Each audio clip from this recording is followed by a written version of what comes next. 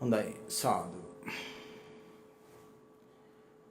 2021 වසරේ 12 වෙනි මාසේ 5 වෙනිදා භාවනා වැඩසටහන අපි හැම දිනාටම මේ සිසිලස මේ ධම් සභා මණ්ඩපය සාදා පූජා කළ පින්වත් චන්දන තිසේරා මැතිතුමන් සහ ශාමලී තිසේරා මැතිණිය ඇතුළු හැම දිනාටම කෘතවේදී වෙමින් පුණ්‍යානුමෝදනා කරමින් ඊතතින්ම පින් රැස් වෙන මහ පින්කමක් සිදු කරපු ඒ දෙපළට නිදුක් නිරෝගී සුවපත් භාවයත් ඒ වගේම ආයුරාරෝග්‍ය සැප වර්ධනයත් සද්ධර්මයේ සැනසීමත් වඩා සැලසේවා කියලා අපි ප්‍රාර්ථනා කරනවා.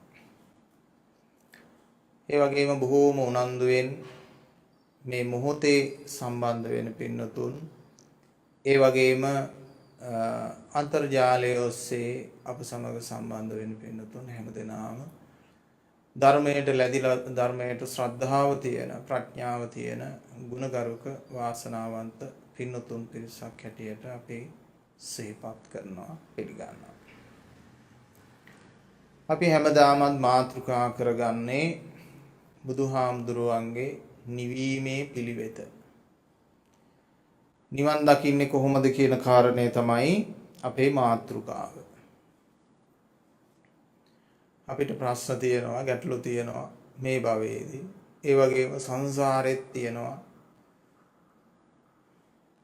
ඒ සියල්ලටම විසඳුම් තමයි සොයන්නේ. හිතට දැනෙන දේත් එක්ක ජීවිතේ විසඳ ගන්න කල්පනා කළාට පස්සේ බොහෝම උසස් ප්‍රඥාවක් තියෙන මිනිස්සෙකුට විතරයි මොලෙන් ඉවත් වෙලා හදවතට ලැබුම් අරගෙන හදවතේ තියෙන ප්‍රශ්නය විසඳ ගන්න කල්පනා කරන්න. පිළිතුරේ මේ හිත කියන එක සංවේදී වෙන්නේවත් නැහැ සමහර මිනිස්සුන්ට. ඒ හිතේ දැවෙන ඒ සංවේදීතාවය වේදනය කරලා හඳුනා ගන්නවත් දන්නේ නැහැ පිළිතුරේ බොහෝම මනුෂ්‍යාත්මේ ලැබපු මිනිස්සු. තිරිසන් සතුන් කොහොමද දන්නේ නැහනේ. ඔවුන්ගේ ඉන්ද්‍රිය සාපේක්ෂිත අවශ්‍යතාවයන් පූර්ණේ කරගන්න දුවගෙන යන සත්ව වර්ගයා තමයි තිරිසන්. නමුත් මේ මනුස්ස සත්වයා අතර අතිශයින්ම උග්ගටිතඥ පුජ්‍යලයෝ, බොහොම ඥානවන්ත පුජ්‍යලයෝ බොහොම දුර්ලභව සිටින්නේ පින්නතුනේ. එවනම් ඔබ සන්තෝෂ වෙන්න ඔබේ හිත පිළිබඳව, හිතේ ඇති වෙන සංවේදීතාව පිළිබඳව මනා හඳුනා ගැනීමක්, ප්‍රභේදනය කර ගැනීමක් කරන්න පුළුවන් මිනිස්සෙක් හැටියට කටයුතු කරන්න ලැබීම ගොඩාක් වටිනවා කියලා. මේ හිතට සංවේදී මිනිස්සයා තමයි පින්නතුනේ වරදක් කරන්නේ නැත්තේ. හිතට සංවේදී මිනිස්සයා කාටවත් වරදක් කරන්නේ නැහැ. ඒකට හේතුව තමන්ගේ හිත තමන්ට හැමතිස්සෙම වැරදිකාරයෙක් කියලා දොස් කියනවට තමන් කැමති වෙන්නේ නැහැ. තමන් වැරදිකාරයෙක් කිය හිත දොස් කියන්න පටන් ගත්තොත් කනක් ඇහිලා ඉන්න හම්බ වෙන්නේ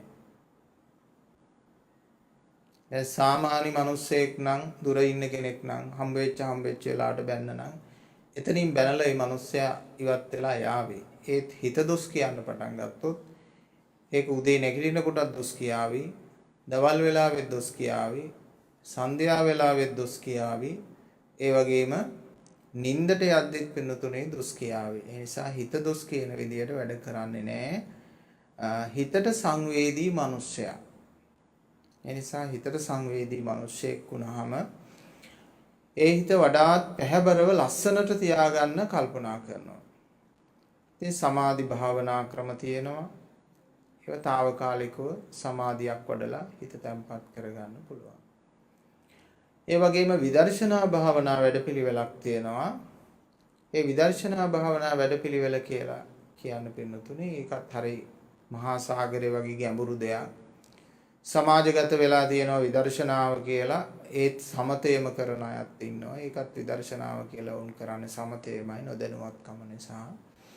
නමුත් බුදුරජාණන් වහන්සේගේ සැබෑ විදර්ශනා භාවනාව සැබෑ විදර්ශනා මාර්ගය අපි හඳුනා ගන්න ඕන, තේරුම් කර ගන්න ඕන. එයින් අපිට පුළුවන්කම ලැබෙනවා ජීවිතේ නිවෙන්න. දැවෙන දේවල් අවම කරලා නිවෙන දේවල් වැඩි කරගෙන නිවෙන්න පුළුවන්කම තියෙනවා.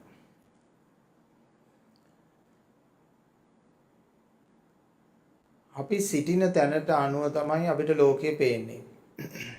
ඒකයි ලෝකයේ ඇති. අපිට අපේ ඉන්න තැනට අනුව තමයි අපිට ලෝකය පේන්නේ.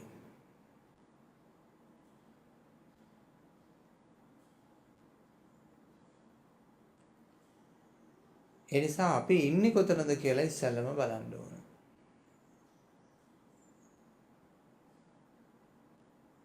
අපි කොහෙද ඉන්නේ? අපි කොතනද ඉන්නේ?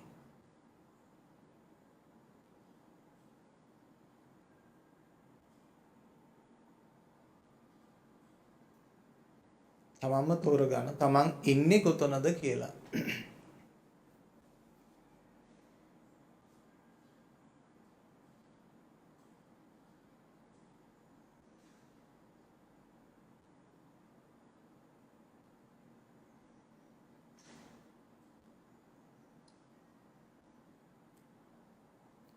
අහවල් නමින් යුක්ත එක්තරා නමක් තියෙනවා හැම කෙනෙකුටම.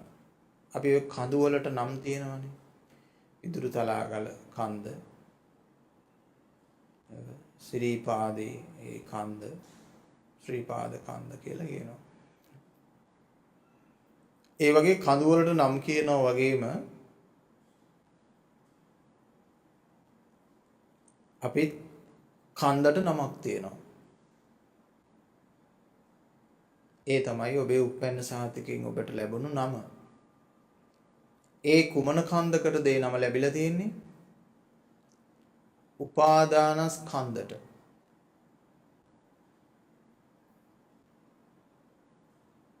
ඒ නම හම්බෙලා තියෙන්නේ උපාදානස්කන්ධ. අන්නේ කන්දේ ඉඳන් තමයි ඔබ බලන්නේ.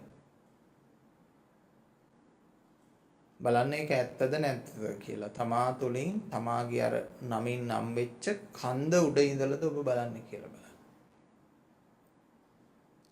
ඒ කන්ද කියලා කියන්න පින්නතුනේ දැනුම් සම්භාරයක්. තවත් කියතොත් දෘෂ්ටි සම්භාරයක්. තවත් කියතොත් සංකල්ප කන්දක් සම්භාරයක්. සංකල්ප විශාල ප්‍රමාණයක්.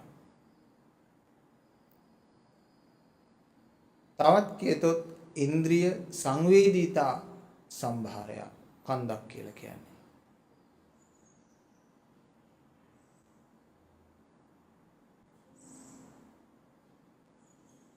බලන්න ඒ කන්ද උඩ ඉඳලා නේද බලන්නේ කියලා. ඉතින් බුදුරජාණන් වහන්සේ මේ සියලු දෙනාටම ලස්සන තැනකට ගිහිල්ලා එතන ඉඳන් අපිට අතවනනවා ඔගොල්ලෝ මෙහාට එන්න මෙහි ලස්සනයි කියලා. ඔය ඇත්තොත් මෙහාට එන්න මෙහි ලස්සනයි. කොහෙද ලස්සන?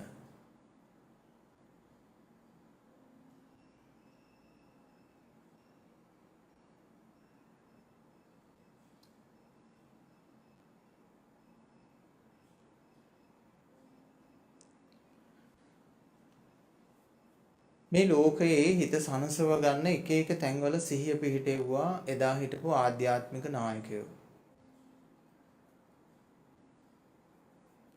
බුදුරජාණන් වහන්සේ මෙහෙම බලලා දැනගත්තා දුක තියෙන්නේ, දුක්ඛ සමුදය තියෙන්නේ, දුක්ඛ නිරෝධය තියෙන්නේ, දුක්ඛ නිරෝධ ගාමිනී ප්‍රතිපදාව තියෙන්නේ ඈතක නෙමෙයි මෙතනමයි කියලා. ඒ කියන්නේ මේ ඔළුවේ තමයි තියෙන්නේ ඒක. ඒකනේ මේ මිනිස්සු මේ ලෝකේ ඔළුව නිසා දුක් විඳිනවා, ඔළුව නිසා සැනසෙල්ලේ ඉන්නවා. රහතන් වහන්සේ නමක් ඔළුව හරියට මෙහෙවපු නිසා එයාගේ දුක් ප්‍රහාණය කරගත්ත ඔළුවෙන් තව එක්කෙනෙක් දුක් වැඩි කර ගන්නවා ඔළුවෙන්. ඔළුව නිසා තමයි සියල්ලම. එහෙමනම් මේ ඔළුව ඇතුලේ තමයි මේ ප්‍රශ්නේ තියෙන්නේ. ඉතින් අපේ ගෞතම බුදුහාමුදුරු තීරණය කළා සංඥාවේ නොපිහිටන්න. කොතෙන්දද? කිරිපිඩු දාණය වළඳලා පාත්‍රයේ උඩ ගම්බලා පීනනවා දැකලා ගමන් කරනවා දැකලා පල්ලංකේන් වැඩ ඉඳලා කුසතනාට පිටක් උඩ පොඩි ආසනයක් සැප පහසු ආසනයක් නෙමෙයි. නමුත් අර පිටුපස්සේ රිදුම් කන එක වේදනාව දෙන එක වළක්ව ගන්න පොඩි බැද්ද ගස් ටිකක් දාලා වාඩි වුණා. අදිෂ්ඨානය කරගත්තා සංඥාවේ ඇලීමයි වරද. මොනවද සංඥා කියන්නේ? මේ කේක වෙලාවට මෙහෙම ඔළුව ඇතුළට මෙහෙම නිකන් ටච් වෙනවා. ඉදි කට්ටක් වගේ මම ඇවිල්ලා වදිනවා මොනවා හරි. ඒ හැම එකකින්ම පොඩි පණිවිඩයක් දෙන්නේ. අන්න ඒක නිසා ඒකට අපි කියනවා සංඥාව කියලා. අර පාරේ තියෙන්නේ වර්ණ සංඥා පෝරු.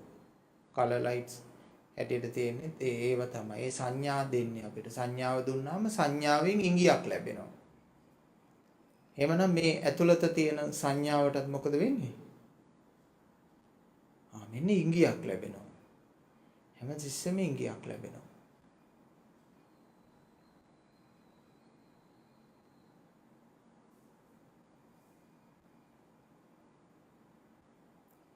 ඉතින් මේවා අල්ලගත්තොත් ඒකට අපි කියනවා සංඥා උපාදාන වුණා. මේ ලෝකෙම නටවන්නේ සංඥාවන් වලින්. දැන් කම්පියුටර් එකක් නටවන්නේ මොකකින්ද? ඒක සංඥාවන් වලින්. ඔබේ මොබයිල් ෆෝන් එක නටවන්නේ කුමකින්ද? සංඥාවන් වලින්. මෙහෙන් සංඥා ගමන් කරනවා, එහෙන් සංඥා අඳුන ගන්නවා. එහෙන් සංඥා ලැබෙනවා, මෙහෙන් සංඥා අඳුන ගන්නවා.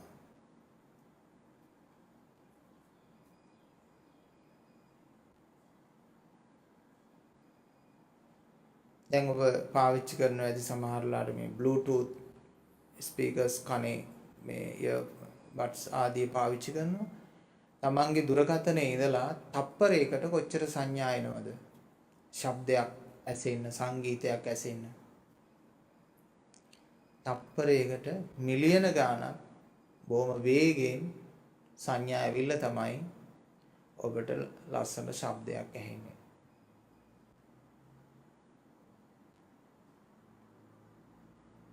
ඊළඟට මේ රූපයක් තවත් දුරකථනයකට තවත් උපකරණයකට ගමන් කරන්නේ කොහොමද? මිලියන ගාණක් වේගයෙන් සංඥා ගිහිලා තමයි එක් සංඥාව අල්ලගෙන තමයි ඒ සංඥාවෙන් තමයි ඒකේ රූපේ මේ විදියට ක්‍රියේට් කරන්නේ.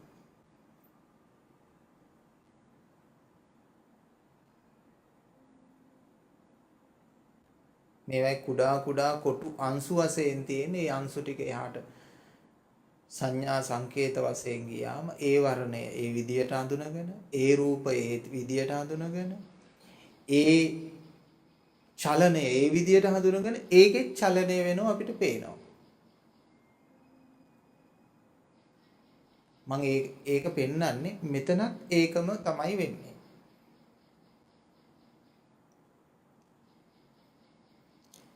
දුරකථනයේ ප්‍රශ්නය එයා උපාදාන කරන්නේ. එයා රහතන් වහන්සේ වගේ. දුරකථනයත් රහතන් වහන්සේ හා සමානයි. දැන් මේ මොහොතේ මේ දුරකථනයට එතනින් මාව පේනවා. ඊළඟට තව කෙනෙක් තව තැන්වල ඉඳගෙන නරඹනවා. හැබැයි එයා උපාදානය කරන්නේ නැහැ.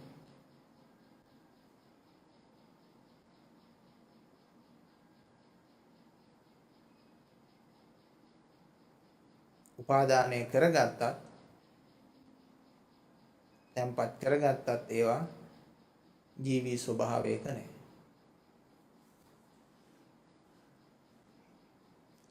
අපි කරන්නේ කුමක්ද? ඒක ඒ සංඥාව උපාදානය කරනවා. ඇයි උපාදානය කරන්නේ?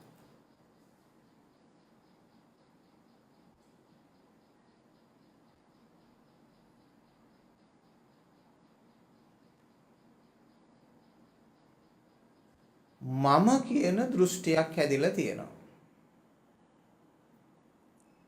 ඊට පස්සේ ඒ දෘෂ්ටියට වැටෙනවා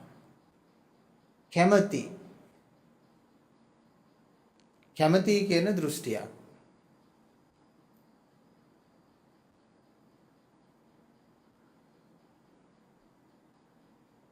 කැමැති කියන දෘෂ්ටියක් හැදෙනවා.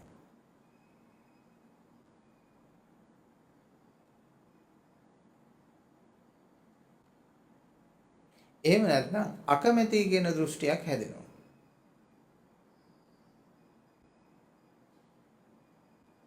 අකමැති දේ අකමැති ස්වરૂපයෙන් අල්ල ගන්නවා, කැමැති දේ කැමැති ස්වરૂපයෙන් අල්ල ගන්නවා. දැන් අපි වඩන්න ඕන අකමැති දේද කැමැති දේද?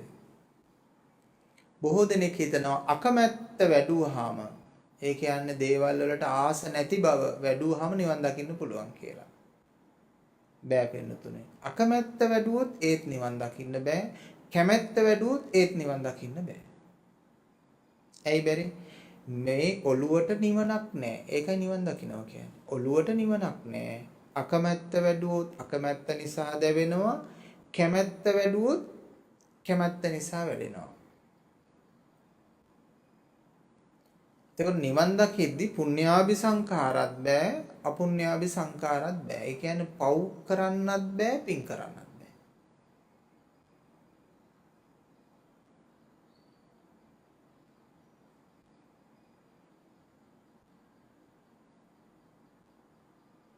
පව් කරන්නත් බෑ, පින් කරන්නත් බෑ. පව් කරොත් ඒත් දැවෙනවා, පින් කරොත් ඒත් දැවෙනවා.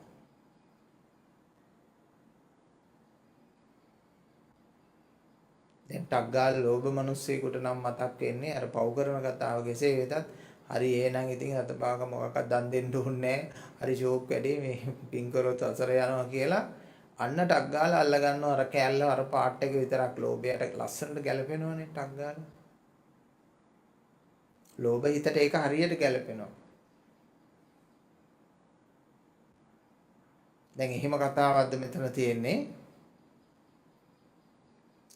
එහෙම කතාවක් නෙමෙයි. මේ භෞතික දෙයක් එහාට මෙහාට කර ගැනීම තුල අපි ලොකු සිහිනයක් මවා ගන්න හොඳ නෑ. අරයට දුන්නා, මෙයාට දුන්නා, මෙහාට දුන්නා, අරෙන් ගත්තා, මෙහාට ගත්තා.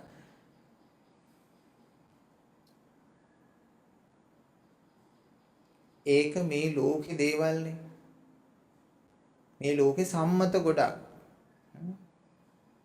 කඩදාසි කෑල්ලක් සම්මත කරගෙන සමාජෙම දුක් විඳිනවා කඩදාසි කෑල්ලක් පස්සේ.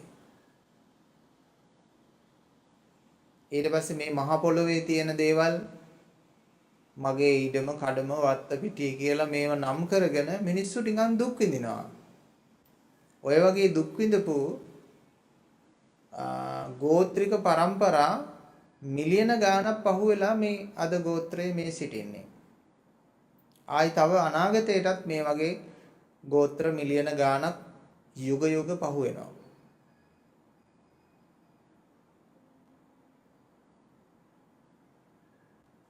බලනකොට තිබිලා තියෙන්නේ මොලේ සංඥාවක් විතරයි.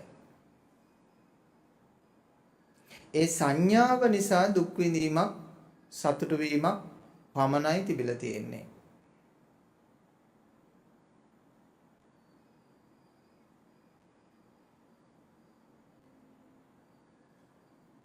දුක් විඳීමක් සතුටු වීමක් විතරයි තිබිලා තියෙන්නේ. දැන් අපිට කියන්නේ දුක් වෙන්නද බුදුහාමුදුරුවන්ගේ මාර්ගයෙන් සතුටු වෙන්නද? නෑ, සතුටු වෙන්නත් එපා, දුක් වෙන්නත් එපා. දුක් වෙන්නෙත් හදාගෙන, සතුටු වෙන්නෙත් හදාගෙන.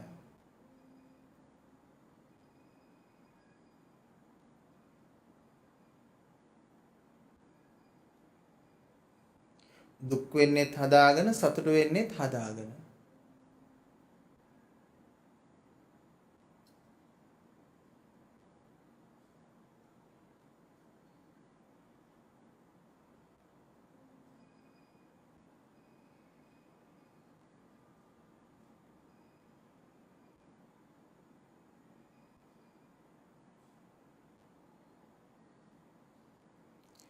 පින්නතුනේ හොඳ ලස්සන දෙයක් තියෙනවා මේ රහතන් වහන්සේ කෙනෙක්ගේ ආධ්‍යාත්මික ගුණය ස්වභාවය පෙන්වන විදිය.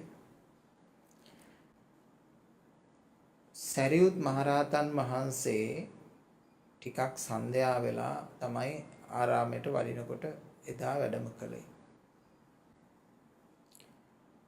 ඉතින් කුමන හරි පොඩියට හරි හදාගත්ත කොයිබ හරි ආසනයක සැතපෙන එක තමයි උන්වහන්සේලාගේ ධර්මචර්යාවේ යද්දී තිබුණේ.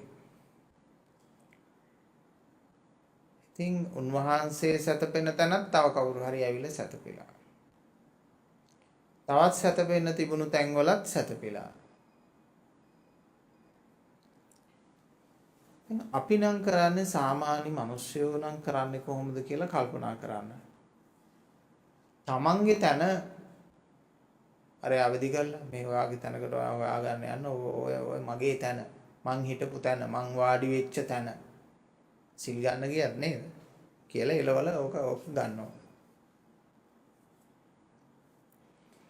නමුත් සරියුත් මහරහතන් වහන්සේ වැනි මහා උත්තමයෙක් වෙලා බොහෝම සැප සම්පත් විඳපු දැවැන්ත මහා ධන සිටු පවුලක පුත්‍රයෙක් වෙලා උන්වහන්සේ කල්පනා කළා ඒ කිසිවක් අයිති කරේ නැහැ. උන්වහන්සේ ගිහිල්ලා ළඟ තිබුණු ඒ නාගසක් තිබුණ නාගහක් යට උන්වහන්සේ පල්ලංකයෙන් නිරෝධ සුවයෙන් ගහට හේතු වෙලා උන්වහන්සේගේ රාත්‍රී පහන් කළා.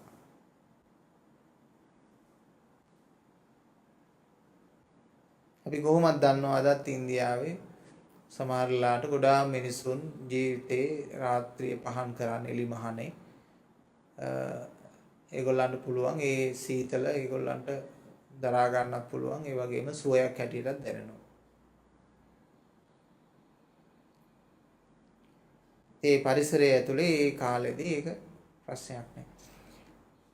ඉතින් බලන්න පින්නතුනේ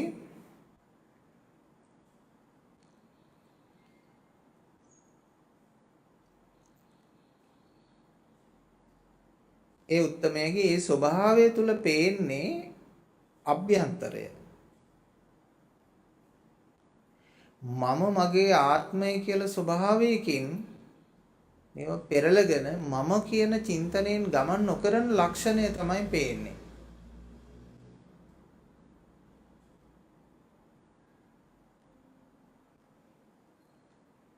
මම කියන ස්වභාවයෙන් තොරව ජීවත් වෙන ස්වභාවයේ ලක්ෂණය තමයි අපිට දක්නට ලැබෙන්නේ. එන ස්වභාවය එන විදියට බාර ගන්නවා.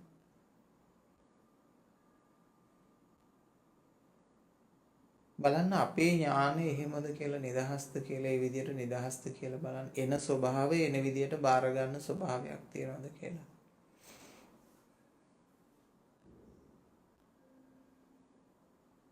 අපි එහෙම නෙමෙයි කැටි කරගන්නවා. කැටි කරගෙන ඝන කරගෙන මෙසේ වේවා මෙසේ නොවේවා කියන පදනමට එනවා මමත්වයෙන්.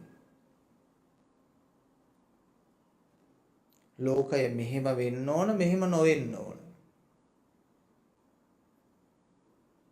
මෙහෙම වෙන්න ඕන මෙහෙම නොවෙන්න ඕන.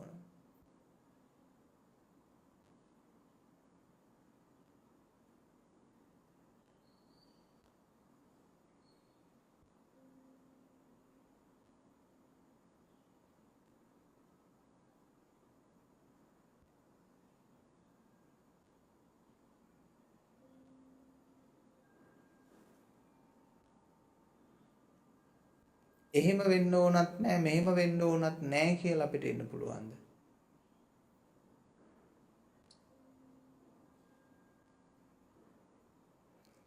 අන්න එවිට තමයි අපි ස්වභාවයේ දොරටුව සොයාගන්නේ.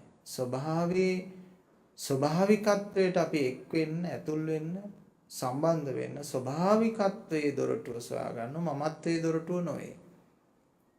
අපි සත්‍ය සොයා ගැනීම සඳහා භාවිතා කරන්න ඕන ස්වභාවයේ දොරටුව සොයා ගන්න ඕන.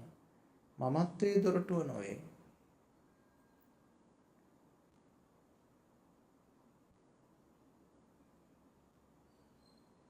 අන්න ඒකයි පින්නතුනි කියන්නේ ආර්ය මාර්ගය යන කෙනා ආර්ය ශ්‍රාවකයා ස්වභාවිකව බලන්න පුරුදු වෙනවා හැම විටම.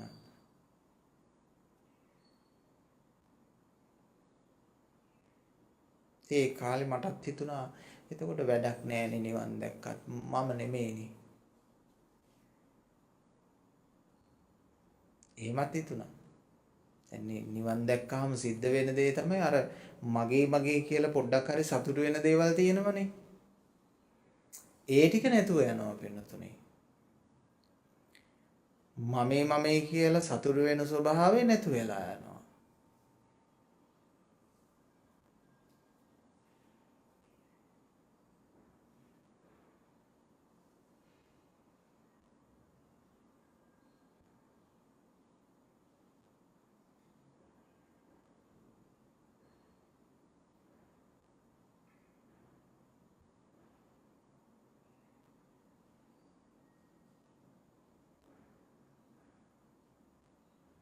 ඔබ කැමතිද? ඒ මමේ කියලා සතුට වෙන ස්වභාවයේ පුංචි මායාවක් තියෙනවා. ඒ මායාව තමන්ට නැති වෙලා යනවා. එතකොට ටිකක් තමන් දුප්පත් වුණා වගේ කියලා දැනෙනවා. මනසින් දුප්පත් කෙනෙක්. ඊළඟට අපි නුවණක් තියෙනවා නම් අපි කල්පනා කරන්න ඕන ජීවිතේ පරතරට කල්පනා කරන්න ඕන. කල්පනා කරනකොට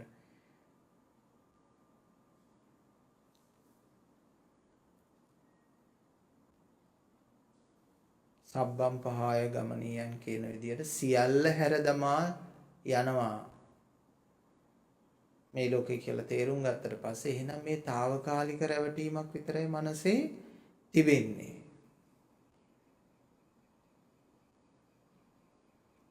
తాවකාලික රැවටීමක්.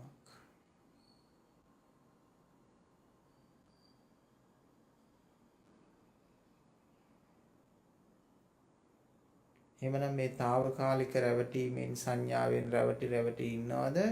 ඒ සංඥාව තමන් ඉවත් කර ගන්නවද?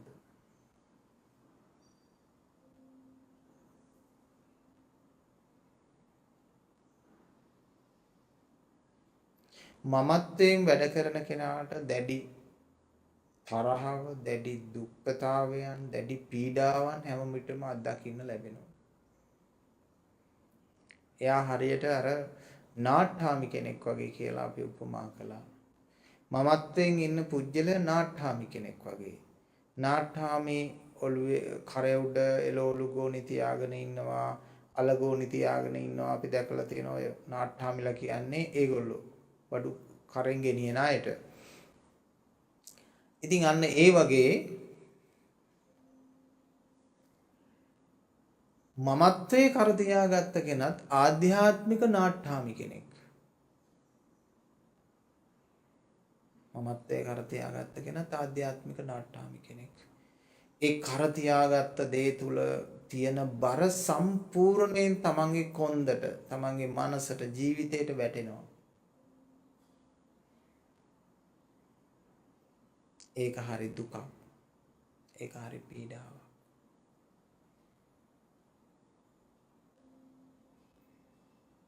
මොකද අපි කරන්න ඕන? මේ මමත්වය බිමින් තියන්න ඕන. ස්වභාවික වෙන්න ඕන. ස්වභාවික ඉඳුරන් භාවිතා කරන්න ඕන. ස්වභාවික මනසක් භාවිතා කරන්න ඕන. ස්වභාවික ඥානයක් භාවිතා කරන්න ඕන. ඒකට අපි කියනවා විමුක්ති ඥාන, ස්වභාවික ඥානයක්. විමුක්ති සිත, ස්වභාවික සිතක්.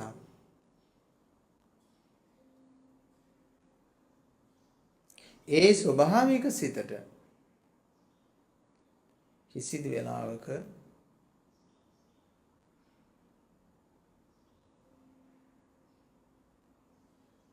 ගැටලුවක් දැනෙන්නේ නැහැ, ප්‍රශ්නයක් දැනෙන්නේ නැහැ.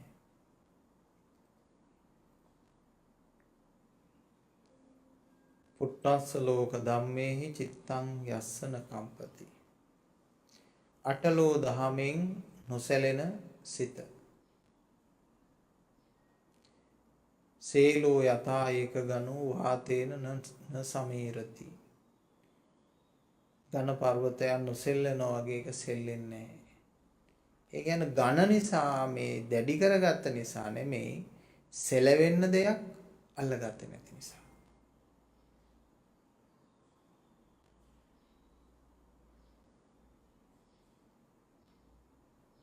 මානසිකත්වයක් ඇතුලේ තියෙන මනෝභාවයක්. ඒ කියන්නේ මවාගත්ත දෙයක්. පුජ්‍යලය ගැන මවාගෙන තියෙනවා. එක එක දේවල් පිළිබඳව මවාගෙන තියෙනවා. ඒ මවා ගැනීම තද මවා ගැනීමක් බවට පත් වෙලා තියෙන තරමට තමයි දුක වැඩි.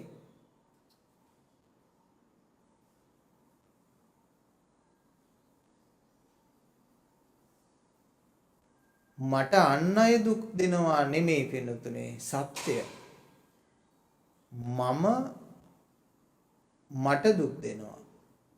මමත්වය මටම දුක් දෙනවා.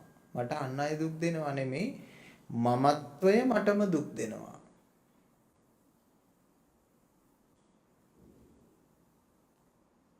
මමත්වය මටම දුක් දෙනවා. මේකද ඇත්ත? එහෙම නැත්නම් අරකද ඇත්ත? මට අන් අය දුක් දෙනවද? එහෙම නැත්නම් මමත්වය මටම දුක් දෙනවද? ඔබ හිතන්න බලන්න අන් අය සියලු දෙනාම හොඳයි. ඔබේ ගුණ වරුණා කරනවා.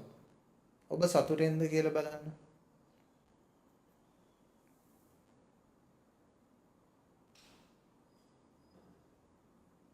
ඔබ සතුටෙන්ද?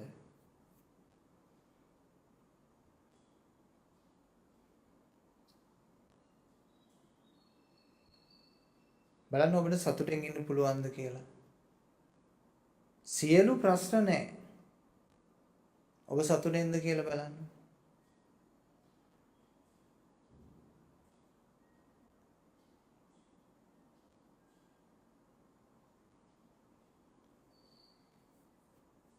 එහෙම නැත්නම් ඔබ සිතනවා ලෝකේ යන අහවල් තැනට ගියාම මට සැනසෙල්ලේ ඉන්න පුළුවන් කියලා හිතනවා. හිතන තැනක් තියෙනවද බලන්න. අහවල් තැනට ගියොත් එහෙම මට සැනසෙල්ලේ ඉන්න පුළුවන් කියලා හිතන්න පුළුවන්ද?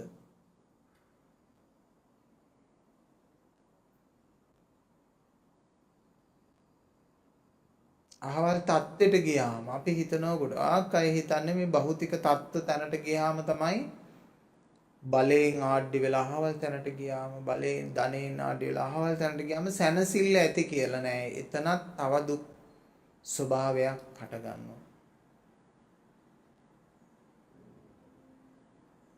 ඔබ හිතනවා නම් මහරජිනගේ තනතුරේදී දුක් නැත කියලා හිතනවා නම් ඒක මුලාවක්.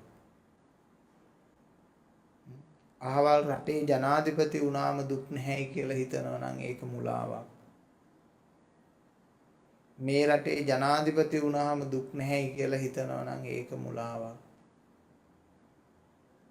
අහවල් ධනවතා බවට පත් වුණොත් මම මේකේ අයිතිකාරයා බවට පත් වුණොත් දුක් නැහැයි කියලා හිතනවා නම් ඒක මුලාවක්. ඇත්තටම පෝසත් මිනිස්සු ධනවත් මිනිස්සු විඳින දුක දන්නවා නම් ධනයට ඉරිසියා කරන්නේ නැහැ. කෙනෙක් සතුව තියෙන ධනයට ඉරිසියා කරන්නේ නැහැ.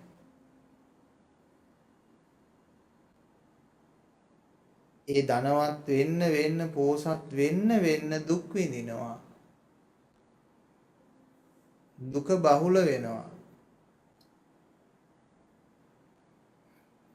අර එක්තරා තාපසයෙක් තමන්ගේ ආහාර පැකට් එක සොරකම් කරන සොරාට සාප කළේ ඔය මිනිස්සයාට වැඩි වැඩියෙන්ම ධන සම්පත් ලැබේවා. අවශ්‍යතාවයට දෙයක් තියෙන එක හරි. වැඩි වැඩියෙන්ම ඔය පුජ්‍යලයාට ස්ත්‍රීන් ලැබේවා. වැඩි වැඩියෙන් තනතුරු තානාන්තර කීර්ති ප්‍රශංසා ඔය පුජ්‍යලයට ලැබේවා කියලා තමයි සාප කරලා තියෙන්නේ. ඊට පස්සේ මේක බලාගෙන හිටපු ගෝලයා කිව්වානේ මේ ගුරුන් වහන්සේ මේ ඔච්චර සාප කරන්න එපා මිනිස්සෙකුට. ඔබ ඇත්තටම මිනිස්සෙකුට සාප කරනවා නම් ඕකට වැඩි වැඩියෙන්ම සල්ලි ලැබේවා කියලා සාප කරන්න ඕනේ. මොකද ඒ තරමට මේ මිනිස්සෙට ප්‍රශ්න වැඩි වෙනවද නැද්ද? ප්‍රශ්න වැඩි වෙනවා. ඊට පස්සේ ඕකට වැඩි වැඩියෙන්ම ස්ත්‍රීන් ලැබේවා කියලා ප්‍රශ්න වැඩි වෙනවද නැද්ද? වැඩිපුර මේ ස්ත්‍රීන් හම්බුනොත් එහෙම පුරුෂයෙකුට එයාට සෑහෙන ප්‍රශ්න බහුල වෙනවා.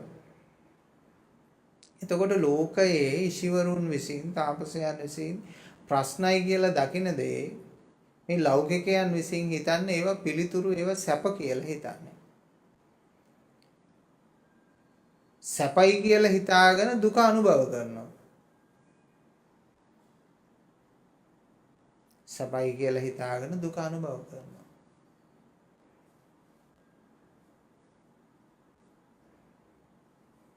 පළඟැටියකේ ස්වභාවයනේ සත්වයාගේ ස්වභාවයට උපමා කළේ. සැපයි කියලා හිතාගෙන දුක අනුභව කරනවා. ඒ කියන්නේ ගින්නට පයින්නවා.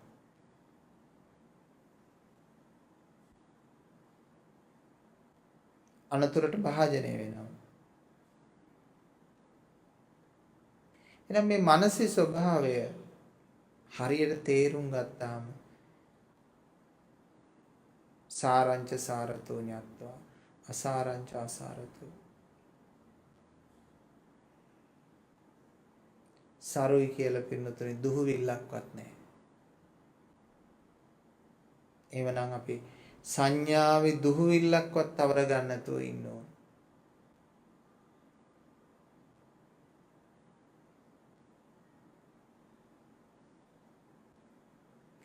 දැන් මේ මොහොතේ ඉඳලා ඔබ මිය කිය කෙනෙක් හැටියට ඇවිදගෙන යන්න.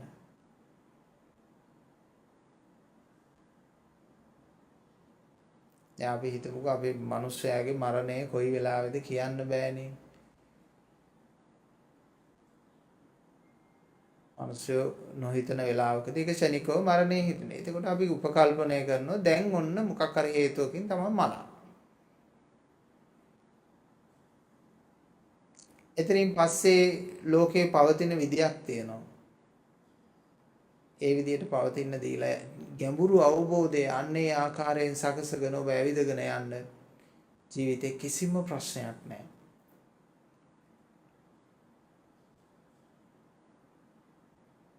මේ මොහොතේ මැරිච්ච කෙනෙක් හැටියට මෙතන ඉඳලා ඇවිදගෙන යන්න. ආධ්‍යාත්මිකව බාහිරව නෙමෙයි. බාහිරව ඉන්ද්‍රියන් වලින් ඔබ කරන්න ඕන දේ වගකීම යුතුයකම රස්සාව ව්‍යාපාරය ඒක කරන්න. ඔබේ ගැඹුරු ආධ්‍යාත්මය තුලින් දැක්ම තුලින් මෙරිලා දකින්න ඕන. එකෙන් අදහස් වෙන්නේ කොහොමද? එකෙන් අදහස් වෙන්නේ සියල්ල සමග සම්බන්ධතාවයක් නැතිව කනෙක්ෂන් එකක් නැතුව යා කටයුතු කරනවා කියලා. ඒ කියන්නේ ඇලීමකුත් නැහැ, ගැටීමකුත් නැහැ.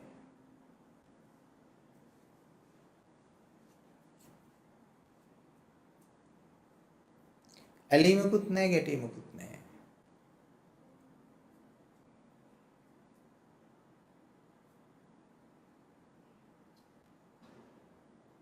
ඒ කියන්නේ ආධ්‍යාත්මික මරණය. සිත මිය යනවා. රහතන් වහන්සේ කෙනෙකුගේ ස්වභාවය ඒකයි. ආර්ය භූමියටපත් වෙනකොට ඒකයි වෙන්නේ සිත මිය යනවා. මිය ගියපු සිතක් තියෙන්නේ. හරියට ඒකනේ බුදුවරුන්ට රහතන් වහන්සේලාට නිඳා කිරීම, අපහාස කිරීම, කීර්ති ප්‍රශංසා ඔය ලබා දීම ඔය ඒ ආධ්‍යාත්මයේ කිසි විටක බාර ගන්න නැහැනේ, පිළිගන්නේ නැහැනේ. ඒ හැම දෙෙම මිය ගියපු මිනිස්සෙකුට කරන දෙයක් හා සමානයි.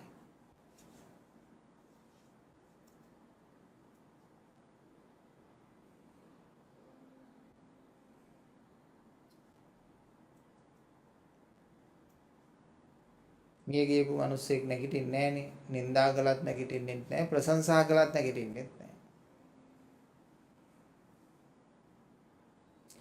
ඉතින් මේ අපි කුඩා සිහිනයක් දකින්නේ ඒ සිහිනය ලස්සන විදියට දකින්න, සැපවත් විදියට දකින්න, ප්‍රශ්න නැතුව දකින්න, ගැටලු නැතුව දකින්න බුදු කෙනෙක් අපිට මාවත පෙන්නවා ආධ්‍යාත්මය විනාශ කරගෙන.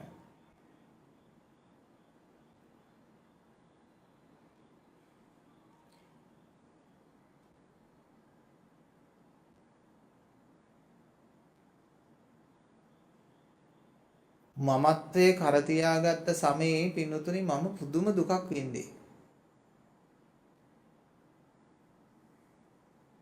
ඇයි මේ ලෝකේ තියෙන හැම දෙයක්ම කරපින්න ගන්නවනේ. ලෝකේ තියෙන දේවල් කරපින්න ගන්නවා.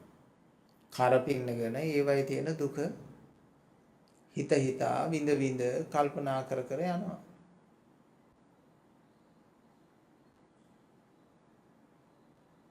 මමත්වයේ බැහැරකින් තිබ්බට පස්සේ පින්නතුනේ සෙල්ෆෝන් එකේ කැමරාව වගේ ඇහැ වැඩ කරන්න හදාගන්න පුළුවන්. ඔය ෆෝන් එකේ කැමරාවක් තියෙනනේ ඒ විදිහට තමයි ඒකත් වැඩ කරන්නේ. ඒක ඕනම පැත්තක ඕනම රූප ඡායාවක් ඒකේ ග්‍රහණය වෙනවා.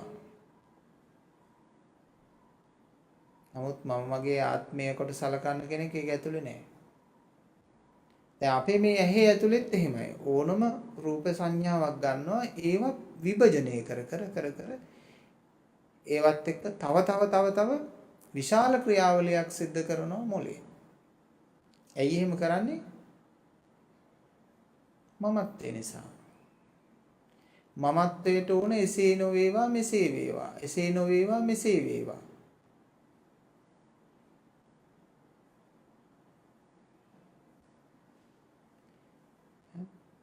නොදියුණු ලෝකය කියන රටවල් කල්පනා කරන දියුණු ලෝක වගේ වෙන්න ඕන කියලා.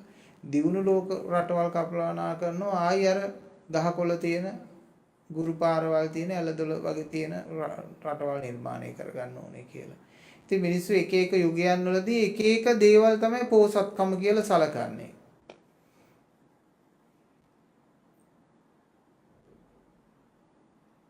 සංකල්පයක්. දියුණුව කියන්නේ සංකල්පයක්. පෝසත්කම කියලා කියන්නේ සංකල්පයක්. නිදහස කියලා මිනිස්සු ගොඩක් වෙලාවට හදාගෙන තියෙන්නේ සංකල්පයක්. එයාගේ සංකල්පයට එයා ලබා දෙන වැලියු එකට අනුව ඒක එයා පෝසත්කමයි කියලා හිතනවා.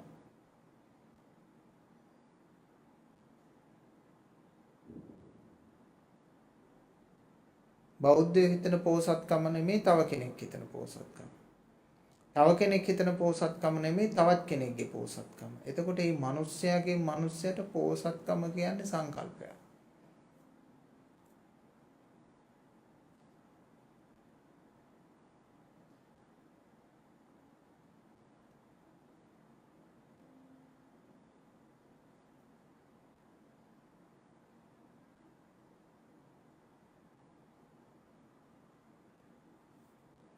දැන් අපි ලෝකයේ දියුණුවයි කියලා හිතාගෙන හිටියට මිනිස්සුන්ගේ හිතේ අසහනය අඩු වෙලා නැත්නම් ලෝකයේ දියුණුයිද කියලා ප්‍රශ්නාර්ථය දාන්න ඕන. දැන් මම හිතුවා සෙල්ෆෝන් එක කියන එක නිර්මාණය වුණාම ඔක තිබුණ නැහනේ 80 ගණන් වල 90 ගණන් වල මුල භාගේ වගේ ඔය එන්න පටන් ගත්තා. ඉතින් මම මේ සැරේ කල්පනා කරා සෙල්ෆෝන් එක අතේ ගෙනියන්න පුළුවන් ෆෝන් එකක් එනවා ඈ ඊට පස්සේ අපි රූප බලන්න පුළුවන් ෆෝන් එකක් එනවා. ඔය විදිහට කල්පනා කරනකොට අපි හිතනවා අනේ මිනිස්සුන්ගේ තියෙන දුක් භාගයට භාගයක් ඉවර වේවි. මිනිස්සුන්ට sannivedanaye හරි පහසු වෙනවනේ. දැන් අඩු උනාද? අඩු උනේ. මීටත් වඩා සජීවීකරණයෙන් ත්‍රිමාන වශයෙන් රූප ළඟ ඉඳන් කතා කරනවා වගේ අනාගතයේදී එනවා.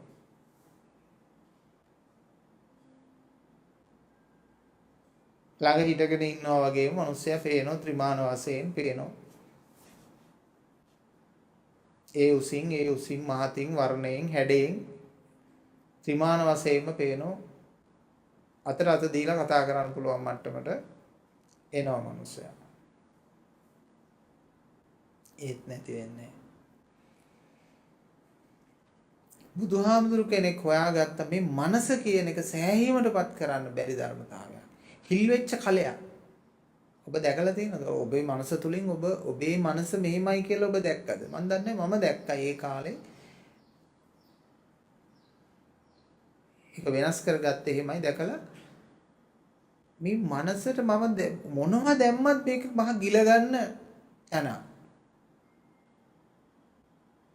ඒක උදරේ වගේ තමයි.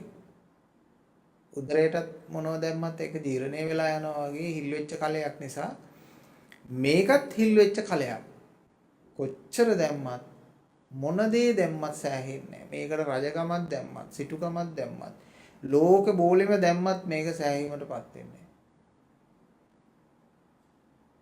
අපි හිතනවා සෑහෙන්න ඕන කියලා අපි හිතලා. එහෙම හිතලා කරන්නත් බෑ පින්නතුනේ. දැන් සමහර අයට කියනවනේ සෑහීමටපත් වෙන්න කියලා.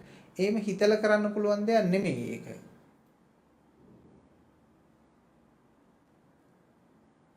එහෙනම් මොකද තේරුම් කරගන්න ඕන මේ මනස කියන එක අපි අත්හරින්න.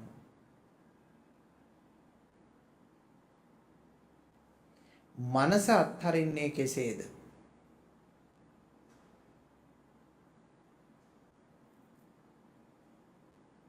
මනස අත්හරින්න තියෙන ක්‍රමයක් නෑ. ක්‍රමයක් නැතුව තමයි මනස අත්හරින්නේ පින්නතුනේ. ක්‍රමයක් නැතුව සිටින විට තමයි මනස අතහැරෙන්නේ. ඒකට ක්‍රමයකට හිටියොත් ක්‍රමයකට ගමන් කරන්නෙම කර්මය හැදෙන්නෙම මාන උද්දච්ච අවිද්‍යාව සමග.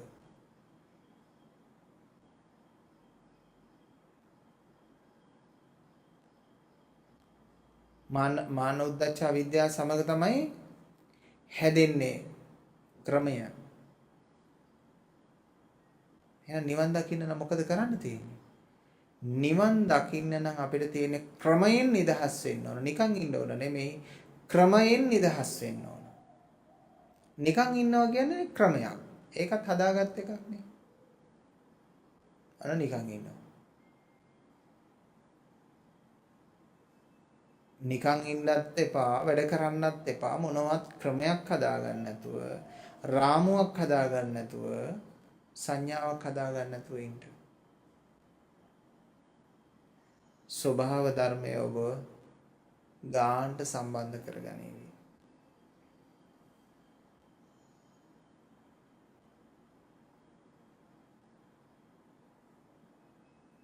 ඔබ කරන ලද ලොකුම වැරද්ද තමයි මේ ස්වභාව ධර්මයේ කොටසක් වීම ඔබ.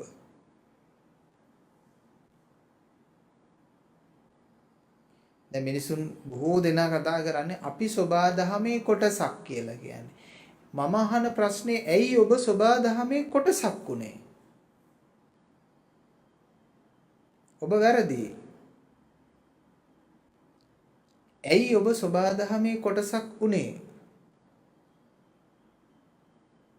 ඔබට වෙන්න තිබ්බේ සබාදහමේ කොටසක් නොවේ. කුමක්ද? ඔබට වෙන්න තිබ්බේ සබාදහමම. ඔබ සබාදහමේ කොටසක් නොවි. ඔබට වෙන්න පුළුවන්නේ සබාදහමම.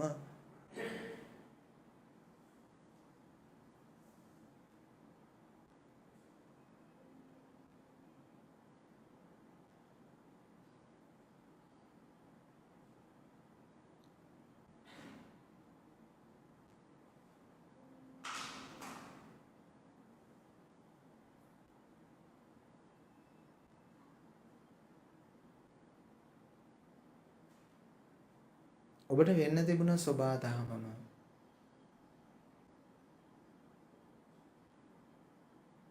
කොහොමද එහෙම වෙන්නේ? අපි ආධ්‍යාත්මිකව මනසින් එහෙම වෙන්නේ. සබාදහමම වන්න.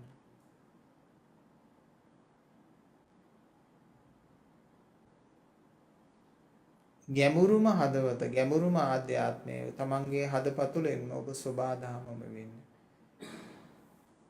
ඒ කියන්නේ පිනතුනේ මහා පෘථුවියම විශ්වයම ඔබට අයිති කරගන්න කියලා මේ කියන්නේ ඔබේ පර්චස් 10 අතෑරලා. පර්චස් 10 නැත්නම් අක්කර 5ක් 10ක් 50ක් තියනවා වෙන්න පුළුවන් කෙනෙකුට. ඔබේ අක්කර 50 අතහැරලා විශ්වයම වෙන්න. මේ අක්කර 50 කියන්නේ මහා පෘථුවිය බොහොම පොඩි ප්‍රමාණයක් නේ. ඉතින් මහා පෘථුවියත් විශ්වයක අයිතිකාරයෙක් වෙන්න. ඇයි ඔබ කම්මැලි වෙන්නේ? මේ පර්චස් 10ක් අක්කර 50ක් 100ක් නිසා.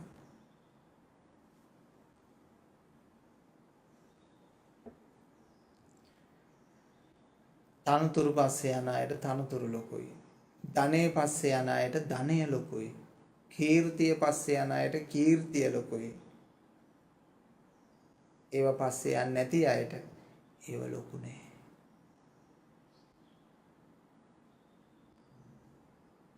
ඇමසන් වනාන්තරයේ ඉන්න මිනිස්සෙකුට ඩොලර් 100ක් දුන්නාම ඒ මිනිස්සේ ඉඹල බලලා විසි කරලා දානවා. ඇයි ඒ මිනිස්සු ඩොලර් සඳුරන්නේත් නැහැ. ඒක වැඩකුත් නේ මිනිස්සු. ඒක වැඩක් නැහැ. එයාට ගින්දර පත්තු කරන ලයිටර් එකක් පෙන්නුවාම අන්න ඒක දිහා තමයි බොහොම උනන්දුවෙන් බැලුවේ. මොකද එයාට වැදගත් අන්න ගින්දර පත්තු කරගන්න එකක් නම් තියෙනවා. ඒක හරි ෂෝක්. එයාට ඩොලර් 100ට වඩා වටින ලයිටර් එක.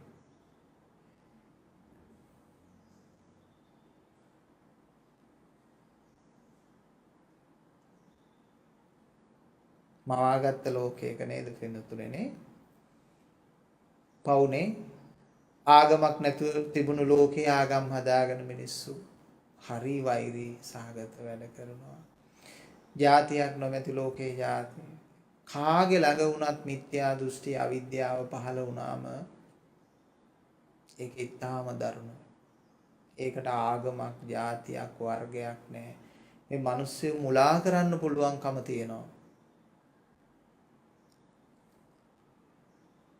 වෛරයේ රස විඳින අය ඉන්නවා. වෛරයේ රස විඳින අය ඉන්න නිසා තමයි සිනමා අධ්‍යක්ෂකවරු සටන් ජවනිකා පුළුවන් තරම් එකතු කරන්නේ ඒකට. ඕනම චිත්‍රපටයකට සටන් ජවනිකා ටිකක් එකතු කරනවා. ඒකට හේතුව ඔවුන්ට වෛරයේ රස විඳින්න ඕන. සමහර ඒවා තියෙන තනිකර සටන් තියෙන කැටගරිස් හදලා තියෙනවනේ වෙනම. අන්න ඒ වගේ සටන් ජවනිකා අත්ම තියෙන. ඒ වගේ මිනිස්යාගේ මනස ද්වේෂයේ රස විඳින්න කැමති ස්වභාවයක් තියෙනවා.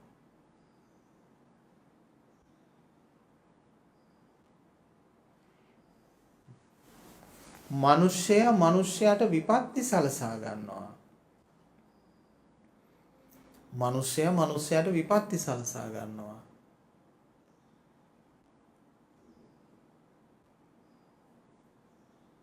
ජීවිතේට සෙත සලසගන්නේ නැහැ.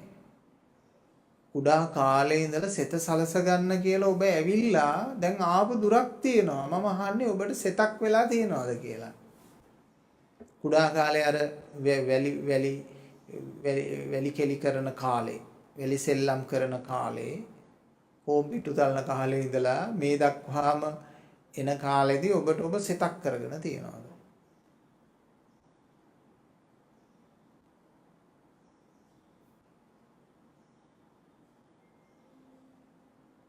මට නම් හිතෙන්නේ ආයි අපිට යන්න පුළුවන් නම් අර වැලි කෙලි සෙල්ලම් කරන කාලෙටම හරිම සුන්දරයි බොහොම ලස්සනයි කියලා.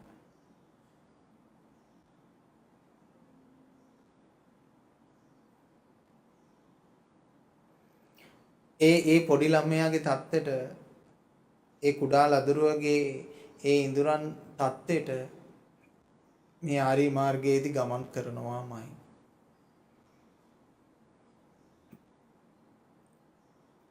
මේ ආර්ය මාර්ගයේදී ගමන් කරනවාමයි ඒ කුඩා ළමයාගේ தත්තෙටම පින්නතුනේ. මව් කුසේ හිටපු ළමයාගේ தත්තෙටම ගමන් කරන ආර්ය ශ්‍රාවකයාගේ සිත.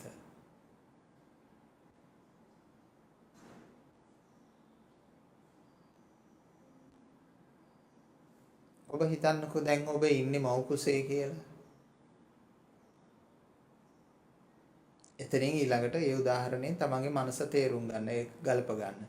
බලන්න මව් කුසේ ඉද්දී ඔබ මොන වගේ රසවින්දනයක් ඇතුව මොන වගේ ස්වභාවයක් ඇතුව හිටියද? තාම නම ආවේ නැහැ. තාම ආගම ආවේ නැහැ. තාම දේශපාලනයේ සංස්කෘතිය ඒවා ආවේ නැහැ. තාම යාළුවෝ මිත්‍රයෝ ආවේ නැහැ. ලෝකයේ තියෙන එක එක අගයන් තාම ආවේ නැහැ. තාම ලෝකේ නියමයක් දෙන්න පටන් ගත්තේ නැහැ.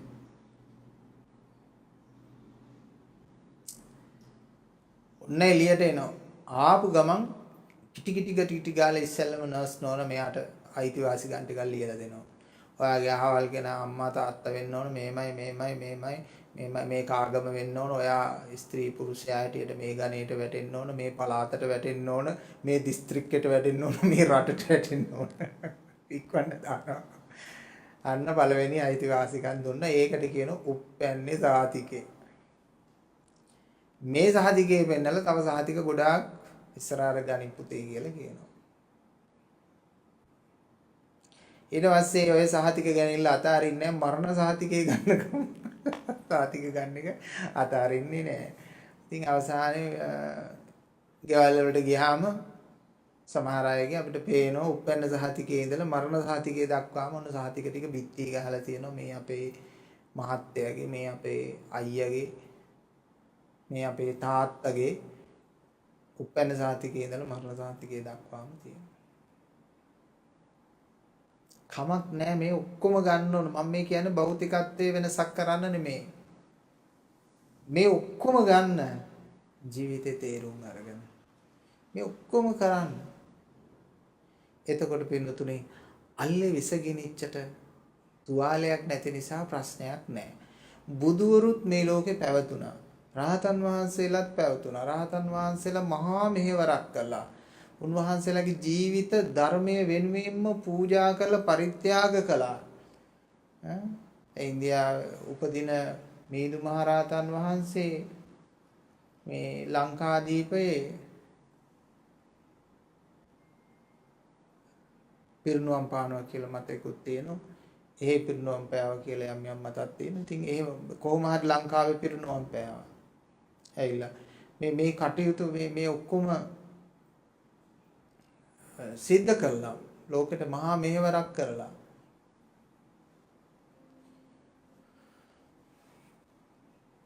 නමුත් ජීවිතේ තේරුම් අරගෙන දුක් විඳින තැනක හිටියේ නෑ.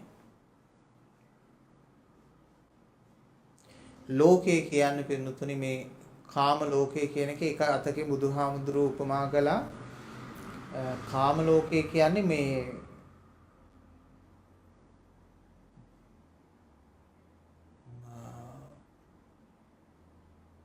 ගිජුලීනියන් අතර උපමාවක් තියෙනවා මස් කැබැල්ලක් වගේ කියලා.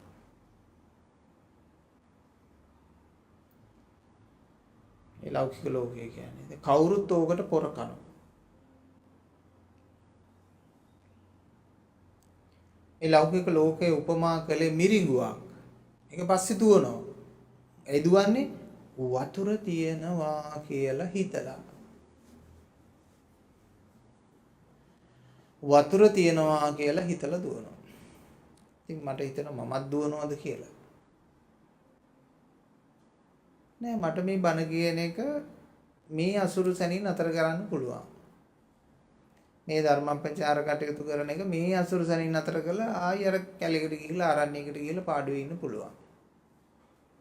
මට මේක කරන්න ඕනේ කියලා එකක් නෑ. අහන්න මිනිස්සෙක් ඉන්නවා නම් බණ ටිකක් කියනවා. ඕනේ නැහැ කියලා කියනවා නම් අපි පැත්තකට වෙලා ඉන්නවා. අහන්න එක මිනිස්සෙක් හරි ආවම මේ මිනිස්සයාට අගයක් ඇති මිනිස්සෙක් නම් ධර්මයේ අවශ්‍ය මිනිස්සෙක් නම් මේ මිනිස්සයාට ධර්මයේ කියනවා. මේවා මේ අත්‍රි දෙනකන් අල්ලගෙන ඉන්න ඕන දේවල් නෙමෙයි.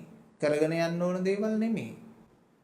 මං කොහොමත් මහානෝනේ පින්නතුනි මේ බණ කියන්න නෙමෙයි. මගේ පරමාර්ථය උනේ මහාන වෙලා මිනිස්සු දකින්නේ නැති ඈතකට වෙලා ඉන්න ඕන කියලා. මොකද මට මුලින්ම තේරුන්නේ නැහනේ මනස දුකයි කියලා. මට මුලින් තේරුනේ මිනිස්සු දුකයි කියලා. මේ මිනිස්සු කියන්නේ රත පාගට විශ්වාස කරන්න බැරි මූණට එකක් කතා කරන හිතේ තව එකක් තියාගන්න මෙතන එකක් කතා කරන තව තැනකට ගිහින් තව එකක් කතා කරන මහා කාලකන්ණි තුච්ච જાතියක් කියලා තමයි මට හැඟීමක් ආවා. මම දන්නේ එහෙම නැවෙන්නේ නැති. නමුත් මට එහෙම හැඟීමක් ආවා. එහෙම හැඟීමක් ආපු නිසා මං හරි ආසයි මිනිස්සෙක් නොදැක හිටපු දවසට මං හරි සන්තෝෂ වෙනවා. මං අද දවසට එක මිනිස්සෙක් දැකලා නැහැ නේ කියලා. හැබැයි මම මෙහි කුටියේ ඉද්දී උනත් එහෙම වෙන දවස් ගොඩක් තියෙනවා. يعني කිසිම මිනිස්සෙක් ඒ දවසට දැකලා නැහැ මොනල සජීවීව දැකලා නැහැ. ඒ හරි සන්තෝෂයි. ඉතින් ඒ විදිහට ඉන්න තමයි මම බලාපොරොත්තු වෙන්නේ. ඉතින් ස්වභාව ධර්මයේ විසින් කරකවල මම දන්නේ මෙතෙන්ට ගෙනල්ලා දාලා තියෙනවා. ඒක ස්වභාව ධර්මයේ නියමයක් අනුව. ඉතින් තවදුරටත් මේ ස්වභාව ධර්මයේම ගලාගෙන යෑමක් සිද්ධ වෙයි. මොකද මම යම් කිසි කාර්යයකට මෙහෙට එන්නේ නැති ඒ කාර්යය මම ඉෂ්ට කරනවා ඇති. ඒක අත්හැරීමේ යුක්තව කරනකොට මට එච්චර ප්‍රශ්නයක් නෙමෙයි.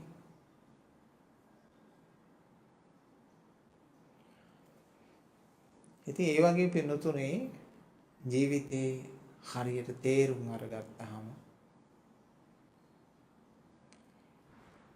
කරත්ත කර තියාගන්න නැතුව හෙව නැල්ල පිටිපස්සෙන් එන්න දීලා අපිට යන්න පුළුවන්.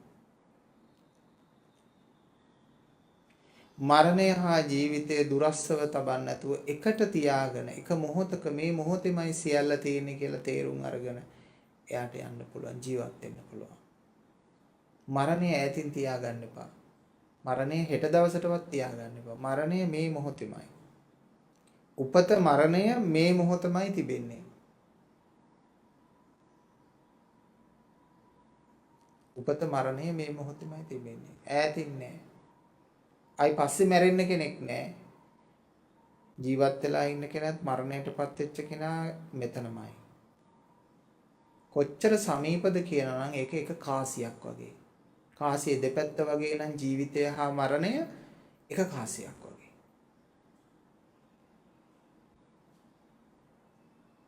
ඒ දර්ශනයට ඒ හිතට ආවහම මේ ලෝකෙත් එක්ක ඇලෙන්න ගැටෙන්න කිසිම කාරණයක් නැහැ.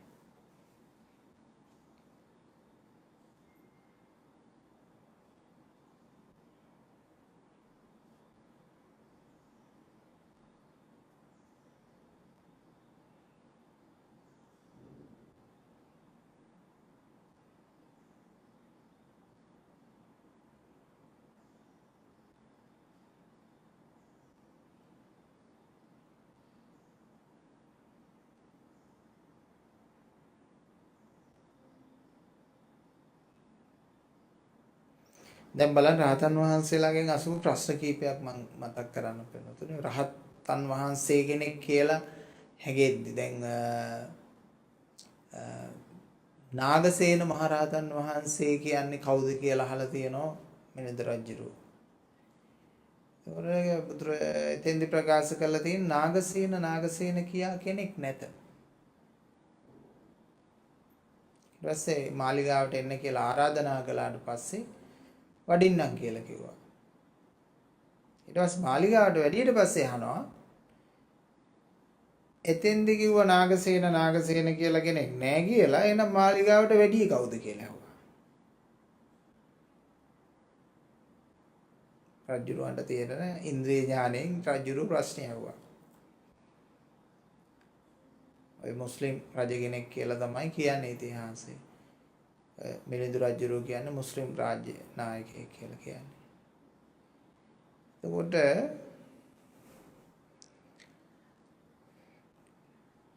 මහරජ ඔබට කරත්තයක් තියෙනවා.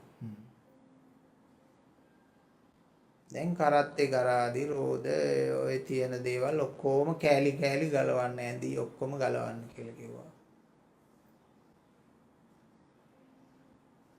ඊට පස්සේ දැන් ඔබ මේකට කරත්තේ කියනවාද කියලා අහුවා. කිව්ව නෑ මම දැන් මේකට කරත්තේ කියන්නේ නෑ කිව්වා. දැන් මේ ටික ඔක්කොම එකට අමුණන්න කියන කිව්වා. දැන් මේකට කරත්තේ කියනවා. ඔව් දැන් මේකට කරත්තේ කියනවා කිව්වා. දැන් දැක්ක නේද? උපාදානස්කන්ධ හදාගත්තාම මම කියන බුද්ධලයක් හැදුනා. ඒක කඩලා බිඳලා බැලුවාම බුද්ධලයක් නෑ.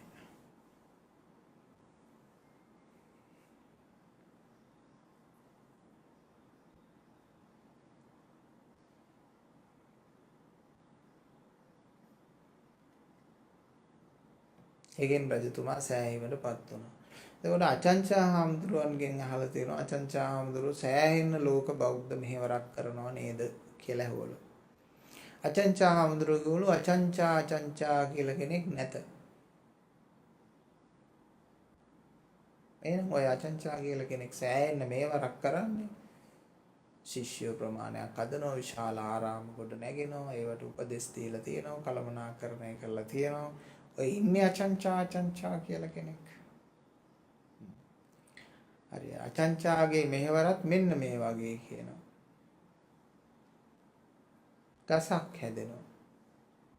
පැලවෙනවා. ලොකු මහත් වෙනවා. අතු කොළ එනවා. මල් ගෙඩි එනවා. මල් පිපිච්ච කාලෙට බඹරු සමනැල්ලු වෙනවා. ගෙඩි හැදුණු කාලෙට කුරුල්ලෝ ඇවිල්ලා ඒ රස අනුභව කරලා යනවා. ආයි නැති කාලෙට එන්නේ නැහැ. ඇති කාලෙට ආවයි නැති කාලෙට එන්නේ. ඉතින් ඒ කිසිම දෙයක් පිළිබඳව මේ ගහට සතුටක් හරි දුකක් හරි නෑ කියලා. එහෙනම් ස්වභාව ධර්මයේ දෙයක් හැටියට මෙහෙවරක් කරන්නේ. දැන් ගහකොළ රහතන් වහන්සේගේ මෙහෙයක් වගේ මෙහෙයක් සිද්ධ කරන්නේ. කෙනෙක් හිතන්න පුළුවන් ගහ තෘෂ්ණාවෙන් එයා වැඩිපුර ඵල එලන්නේ නෑ. ඒ ගහේ ස්වභාවය.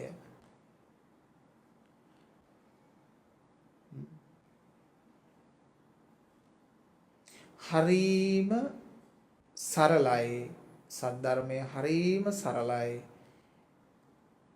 මිනිස්සුන්ට මෙතෙන්ට එන්න බැරි වෙලා තියෙන්නේ ඔවුන් පටව ගත්ත බර වැඩි. ඒ බර බිමින් තියාගන්න බැරි හින්දා. තේරුණාද? ඒ බර බිමින් තියාගන්න බැරි වෙච්ච නිසා තමයි ඒගොල්ලන්ට මෙතෙන්ට එන්න බැරි වෙලා තියෙන්නේ. නැත්තම් ධර්මයේ තමයි මේ ලෝකේ නොමිලෙම සරලවම ලබා ගන්න තියෙන එකම දේ පින්වත්නි. නොමිලෙම සරලවම ලබා ගන්න තියෙන එකම දේ සද්ධර්මය.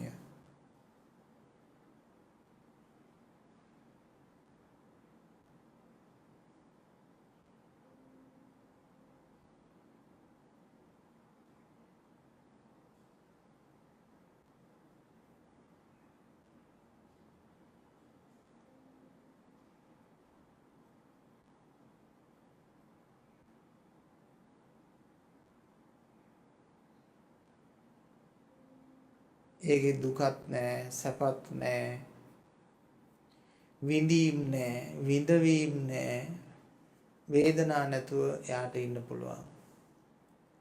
ඒක ලොකු රසකුත් නෑ පින්නතුනේ. ඒක ඇල්දිය වාගේ. ඇල්දිය වාගේ.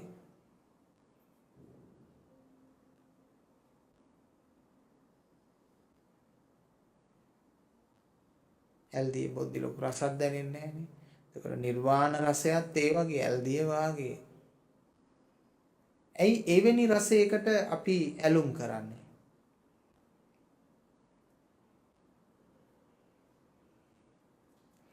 රැවටුණු රසයකට වඩා හොඳයි විද්‍යාත්මක රසය. සත්‍යයේ රසය. සත්‍ය රසවත්නේ.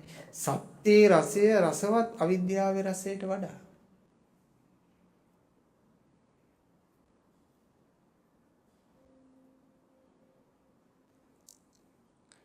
ඒකට මේ අවිද්‍යාවේ රස බලන මිනිස්සුන්ව උපමාවක් කරලා තියෙන ධර්මයේ මොකක්ද? මස් නැති ඇට බලු ලෙව කන්නේ. බල්ලෝ ගෙනල්ලා ඔය හරි තියෙන ඇට ගෑලි සතුන්ගේ ඌ ඒක හයියෙන් හපහපා ඉන්න උගේම කට තුවාල වෙන ඌ හිතනවා ඒ ලේ රහ එන්නේ මස් කෑල්ලෙන් මේ ඇට කෑල්ලෙන් කියලා. හැබැයි එයා දන්නේ නෑ ඒ රහ එන්නේ එයාගේම කට තුවාල වෙලා ඒ රහෙන් කියලා දන්නේ නෑ කියලා. අන්නේ වගේ තමයි ලෞකිකයාගේ සැප මහා රහතන් වහන්සේලා උතුමෝ දැක්කේ. සැපක් කියා දෙයක් නැත තිබෙන්නේ දුකට පිහිටක් පමණයි මේ ලෝකේ. දුකට පිළියමක් විතරයි තියෙන්නේ. සැපක් කියා දෙයක් නැත. ඇත්නම් ඇත්තේ දුකයි, දුරු වෙනවා නම් දුරු වෙන්නේ දුකයි. නිවන කියා දෙයක් නෑ දුක ප්‍රහාණය වීමම නිවනයි. එතකොට ඔය ඇත්ත නිවන හොයලා වැඩක් තියනවද? නිවන හොයනවා කියන්නේ හරියට සැහැල්ලුව හොයනවා කියන වගේ වැඩක්. සැහැල්ලුව හොයන්න පුළුවන් දෙයක් නෙමෙයිනේ. සැහැල්ලුව හැමතැනම තියෙනවා. බර කියන්නේ මොකද්ද? දුක කියන්නේ මොකද්ද කියලා හොයාගෙන දුක ප්‍රහාණය කළාම නිවන ලැබෙනවා. නිවන කියන්නේ මේක අපි මේ තියෙන අපි තියාගත්ත බර. පාදානස්කන්ධය.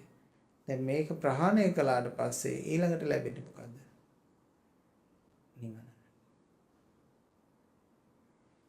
ඒ කියන්නේ අපි හැම දෙයකටම ආස වෙන්න හොඳ නෑ. එහෙමද? අනේ ආස නැති අයට නිවන් දකින්න බෑ. ආස තියන අයට නිවන් දකින්නත් බෑ. ආස නැති අයට නිවන් දකින්නත් බෑ. මං අරවට ආස නෑ, මේවට ආස නෑ, මේවට ආස නෑ, මන්නම් ආස නෑ. ඔය අයට ඒගොල්ලන්ට නිවන් දකින්න බෑ. ඊට පස්සේ ආස වෙනවා සමහර අය. දිව්‍ය ලෝක යන්න ආස වෙනවා. සුමනා සුජාතා පත්මා යසෝදරා වෙන්න ආස වෙනවා.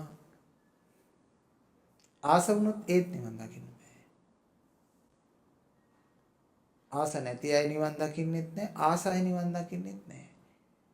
ඇලෙන අය නිවන් දකින්නෙත් නෑ. ගැටෙන අය නිවන් දකින්නෙත් නෑ. ආත්මය නැති කරගන්න ඕනේ කියලා හිතන කට්ටිය නිවන් දකින්නෙත් නෑ. ආත්මය වඩන්න ඕනේ කියන හිතන අය නිවන් දකින්නෙත් නෑ. දැන් බොහෝ දෙනෙක් ඉන්නවා අනේ මට නම් වැඩක් නැහැ හාමුදුර මේ ජීවිතේ. මේ ජීවිතේ වැඩක් නැහැ. මම නිවන් දකින්න ඕන. ඊළඟ ආත්මයක් නම් මට එපා. කියනවනේ. ඒ ඇත්තට නිවන් දකින්න බෑ. ඇයි? තණ්හා දෙකයි. එකක් භව තණ්හාව. අනිත් එක මට නම් භවයක් එපා කියන තණ්හාව. භවයක් එපා කියන තණ්හාව තියෙන අයට නිවන් දකින්නත් බෑ. භවයක් ඕන කියන තණ්හාව තියෙන අයට නිවන් දකින්නත් බෑ. එතකොට මේ දෙකම ප්‍රහාණය කළොත් අන්න එතන නිවන.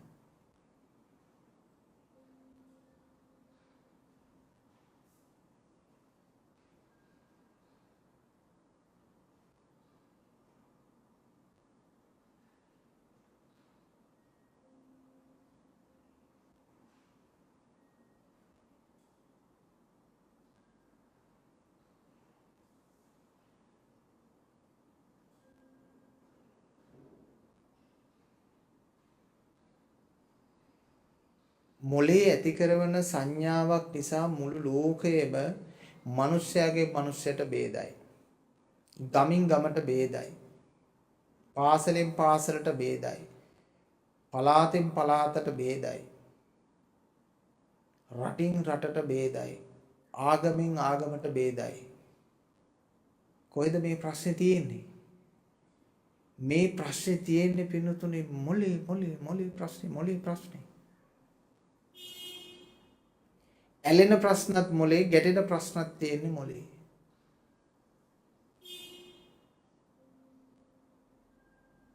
ලෝකේ කොරෝනා වලට නෙමෙයි ඉස්සෙල්ලම විසඳුම හොයන්න ඕන. කොරෝනා වලින් මැරෙනවට වැඩිය මිනිස්සු ප්‍රමාණයක් මේ මොලේ හදාගන්න ප්‍රශ්න නිසා මිනිස්සු ලෝකෙ මිය යනවා.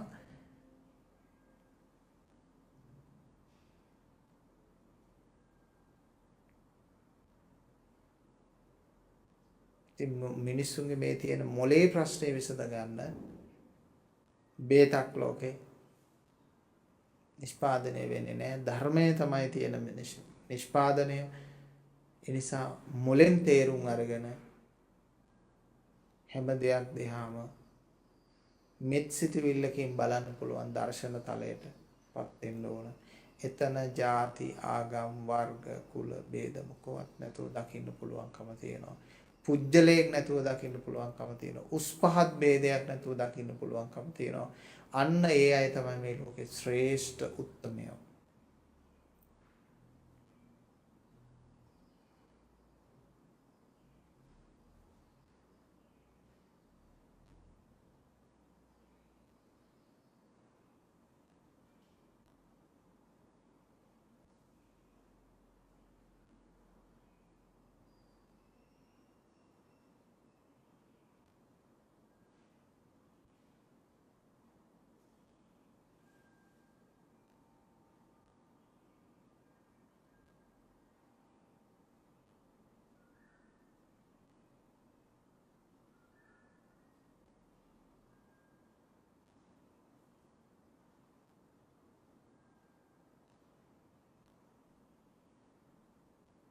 සංඥාව කියලා කියන්නේ පිළිතුරේ විඥානය කියලා කියන්නේ මිරිඟුවක්. ඒ මිරිඟුව තුල දෙයක් තියෙනවා කියලා හිතන්න එපා. එහෙම සංඥාවක් එන මොනවා හරි දෙයක් අපිට එනවා. ආගම වෙන්න පුළුවන්, ජාතිය වෙන්න පුළුවන්, මොනවා හරි තනතුරක් වෙන්න පුළුවන්, මොනවා හරි දෙයක් වෙන්න පුළුවන්, කෙනෙක් වෙන්න පුළුවන්. ඒක එන්නේ සංඥාවක් එන්නේ. ඒක මරීචිකං, ඒක මිරිඟුවක්. දහමෙන් උගන්වන්නේ මිරිඟුවක් ඒකයි. ඒක ඇත්තක් කියලා ගන්න එපා. පේනවා ඒකේ තුල යමක් තියෙනවා කියලා. ඒක ඇත්තක් කියලා ගන්න එපා. ඒක මායාවක්.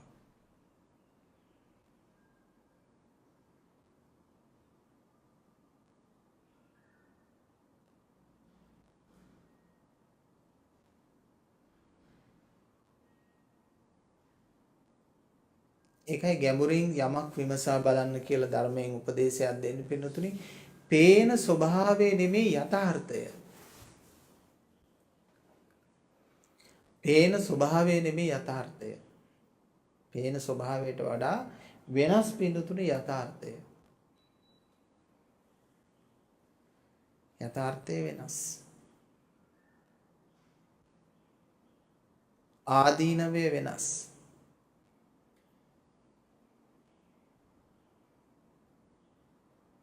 දැන් ලස්සන දියවිලක් දකින්න නාන්න.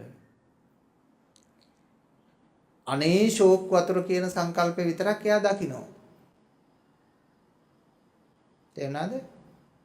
මෙච්චර හොඳ වතුර ටිකකින් නාන්න නැතුව යා මනියා මෝඩයනේ. මේ වතුර ටික නාන්න ඕන. ඔන්න ඔගයි ලෞකිකයාගේ හැටි. තේරුණා නේද? මේ ලෝකයේ අංගිසි ස්ථාවරයක් තැනක් ජනාධිපතිකම වෙන්න පුළුවන්. ඒ අගමැතිකම වෙන්න පුළුවන්. එහෙම නැත්නම් ප්‍රධාන තනතුරක් වෙන්න පුළුවන්. ජේෂ්ඨත්වයක් වෙන්න පුළුවන්. එහෙම නැත්නම් ධනයෙන් ආඩ්‍ය වෙන්න පුළුවන්. බලයෙන් ආඩ්‍ය වෙන්න පුළුවන්. මොනම හරි දෙයකින් වෙන්න පුළුවන්. විවාහයක් වෙන්න පුළුවන්. ඕව දකින්න එක එක තැන්වලදී ලස්සන දිය පිරුණු විලක් වගේ. ඒ කියන්නේ මේක නාන්න ඕන.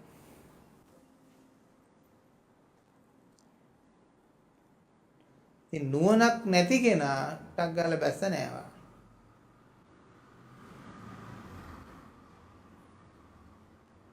නුවණක් ඇති කෙනා දියවිල ලස්සන වුණාට පොඩ්ඩක් ප්‍රවේශම් වෙන්න ඕන. මේ වගේ තැන්වල ධර්ම සත්තු ඉන්න පුළුවන්. දිය රකුසෝ ඉන්න පුළුවන්. කිඹුල්ලෝ ඉන්න පුළුවන්.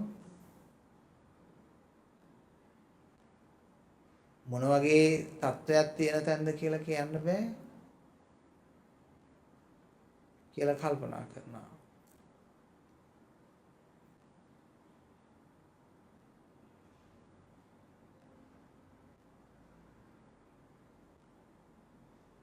පේන මට්ටම විතරක් බාර ගන්න නැතුව නොපෙනෙන සීමාවේ තියෙන දේ පරීක්ෂා කරලා බලන්න.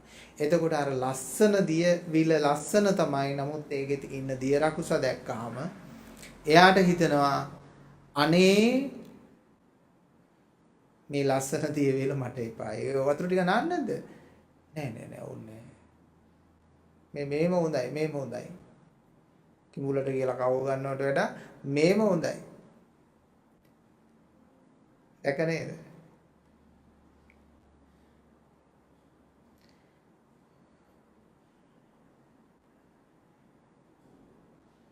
දැන් ජනාධිපතිකම් කරන්න ගිහිල්ලා ඉවර වෙලා මේ රටේ කිඹුලට කියලා කවෝ ගත්තද කී දෙනේ? මේ මනුස්සයට ලස්සන ජීවිතේ තීරුම් ගන්න තිබුණු ජීවිතයක් මේ මනුස්සයට නැති වෙලා ගිහිල්ලා. නමුත් ඒක කල්පනා කරන්න වෙලාවක්වත් ඒ මිනිස්සුන්ට තිබුණේ නැහැ.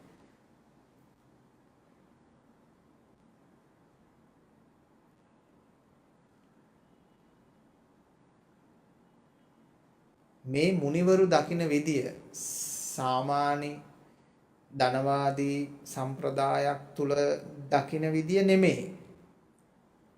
ආර්ථික ධනාත්මක චින්තනයේ දකින විදිය නෙමෙයි. ඒක තියෙන්නේ ඒක ආර්ථිකේ ගොඩ ගහ ගන්න, මුදල් ගොඩ ගහ ගන්න, කොහොම හරි සමාජයට භාණ්ඩ ටික අලෙවි කරන්න පුළුවන් හැම දෙයක්ම කරලා දැන්වීමට ලස්සන පිරිමි අය අරගෙන ලස්සන කාන්තාවෝ අරගෙන ඒගොල්ලන්ගේ නියපොත්තේ ඉඳලා හිබඹේ ඉඳලා පාට කරලා හිටගෙන තියවලා ලස්සන ඇඳුම් අඳලා හේතු වෙන්න තියලා කොහොම හරි මේව විකුණනවා. තේරෙනවද? ඒ විකුණන මොනවා හරි දාන්න. දැන් මේ ඔය ඇඩ් වල දකින්න විදියට ගත්තාම බාණ්ඩේ ඇඩ් එකේ විදියට නෙමෙයි බාණ්ඩේ තියෙන්නේ. බාණ්ඩේ ක්‍රියාව නැහැ. ඉතින් ඒ මනුස්සයා ඒව තමයි පෙන්වන්නේ. තීන්ත වර්ගයම පෙන්වන්නේ ඔන්න වාහනේ ගෑව ගමන් හොස් ගාලා පැල්ලම් ඔක්කොම යනවා කියලා ගෙනල්ලා කැපට යන්නේ නැහැ. ඉතින් ඒ වගේ තමයි මනුස්සයෝ දේවල් කරන්නේ. පෙන්වන්නේ විශාල මේස ඇතිරිල්ලක් පෙන්වන්නේ. ආවහම එන්නේ ලේන්සුවක් විතර එකක්.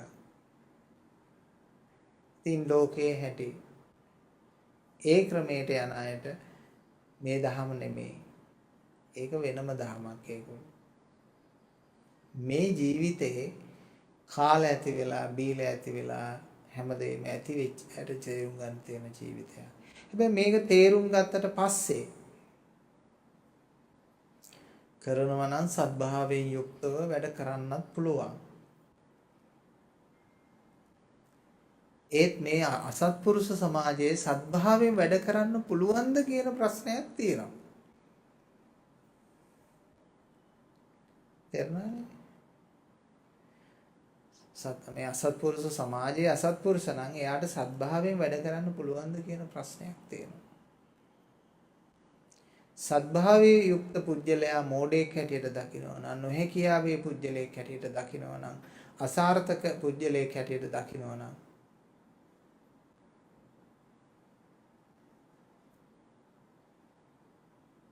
අසත්භාවයේ පුජ්‍යලයා ජය ගන්නවා.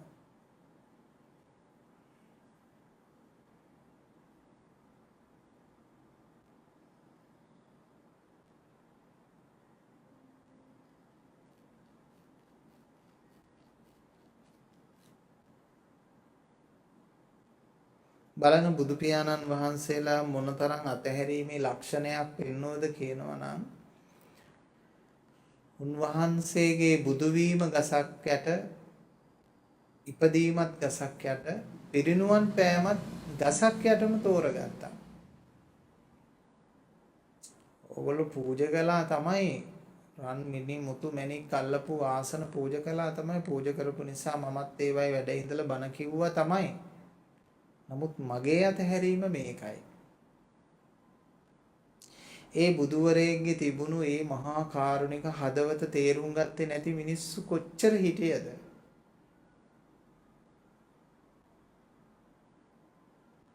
ඒ බුදුවරයා කීර්ති ප්‍රශංසා පස්සේ යනවයි කියලා හිතුවා, ලාභ සත්කාර පස්සේ යනවයි කියලා හිතුවා, ආගම් වෙනස් කරනවයි කියලා හිතුවා, තමන්ගේ සමාජයට ගෝත්‍රයට විශාල බාධාවක් කියලා හිතුවා. උන්වහන්සේට වතුර ටිකක් දෙන්න එපා කියලා ගම්වල නියම් ගම්වල තීරණය කළා. කරන්න පුළුවන් හැම දෙයක්ම කළා. අසත්පුරුෂ මිනිස්සු. මහා කරුණාවක් තිබුණු මහා කාරුණික මනසකින් යුක්ත වැඩ කරන ඒ බිම්බිසාර මහරජතුමාගේ ඒ හදවත දකින්න දරුවවත් සමහරලාට සමත් වෙන්නේ නැහැ. ඒ හදවත ගොඩක් ගැඹුරේ තියෙන්නේ. ಗುಣ දකින්න Taman ළඟ ಗುಣ තියෙන්න ඕන. ಗುಣ දකින්න Tamanට ගැඹුරු ඥානයක් තියෙන්න ඕන. දැන් අපිව ගැඹුරෙන් හඳුන ගන්න මිනිස්සු ඉන්නවා. තාම සරලව උඩින් දකින්න මිනිස්සු ඉන්නවා.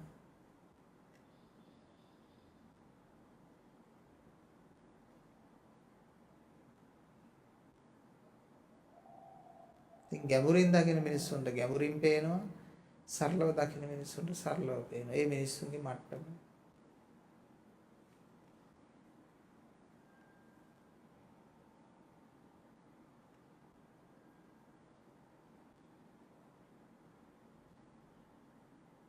එහෙමනම් මේ ලෝකේ තියෙන බුදුරජාණන් වහන්සේගේ ගම්භීර ධර්මය දකින්න ඔබට ගැඹුරු නුවණක් තියෙන්න ඕන. ගැඹුරු නුවණක් කියන්නේ ගැඹුරින් යමක් කල්පනා කරන්න හැකියාව තියෙනවා.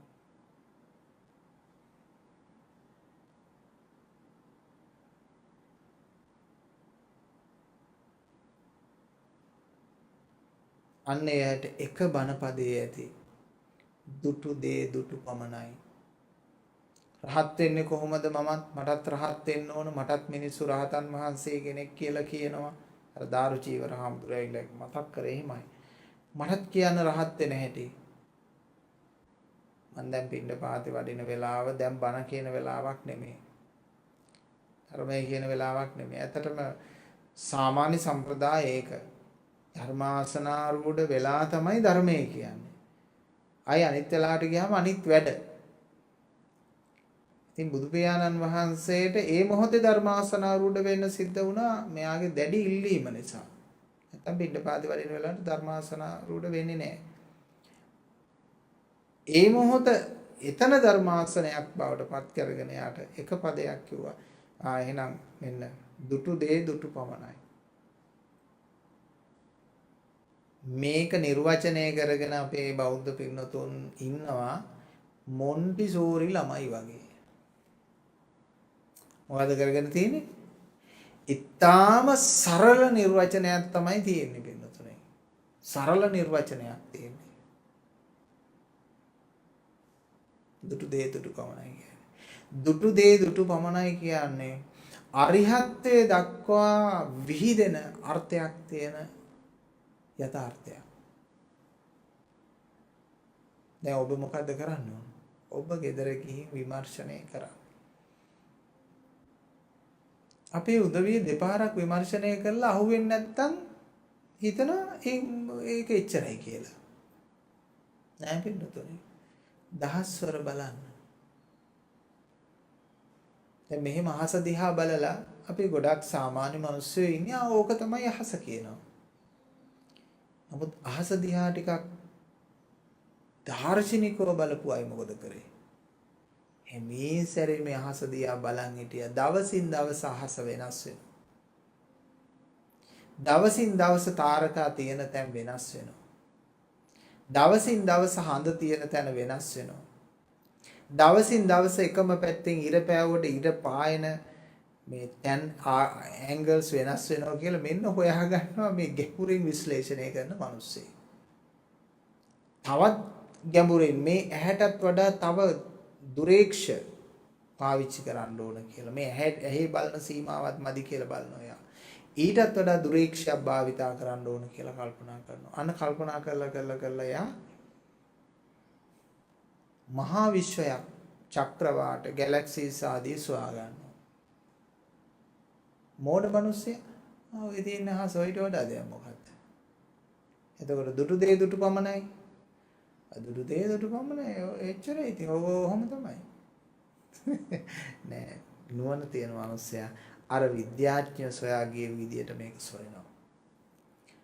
පින්නතුනේ අපි ওই දේවල් ධර්ම කාරණයක් ගත්තාම මම පොතම කියලා විශ්වාස කරේ නෑනේ. මට දැනෙන්න ඕනේ දේ.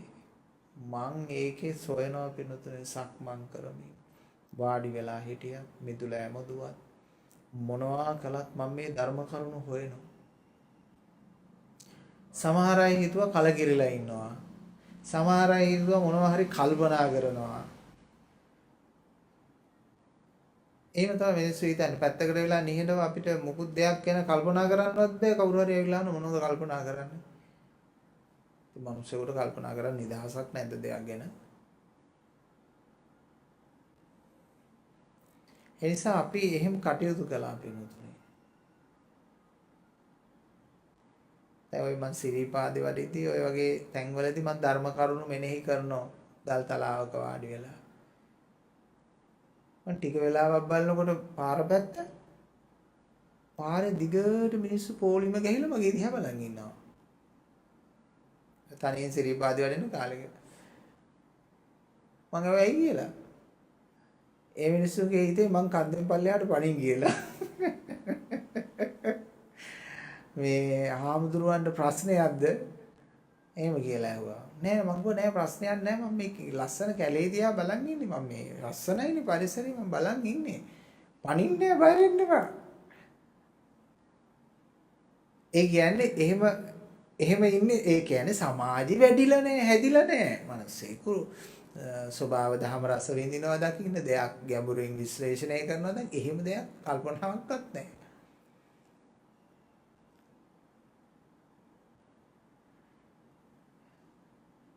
ඊට පස්සේ මේ තවත් ටික වෙලාවක් ඉන්නකොට මේ පොඩි ළමයෙක් ඇවිල්ලා රුපියල් 5ක් දාලා ගියා ළඟට.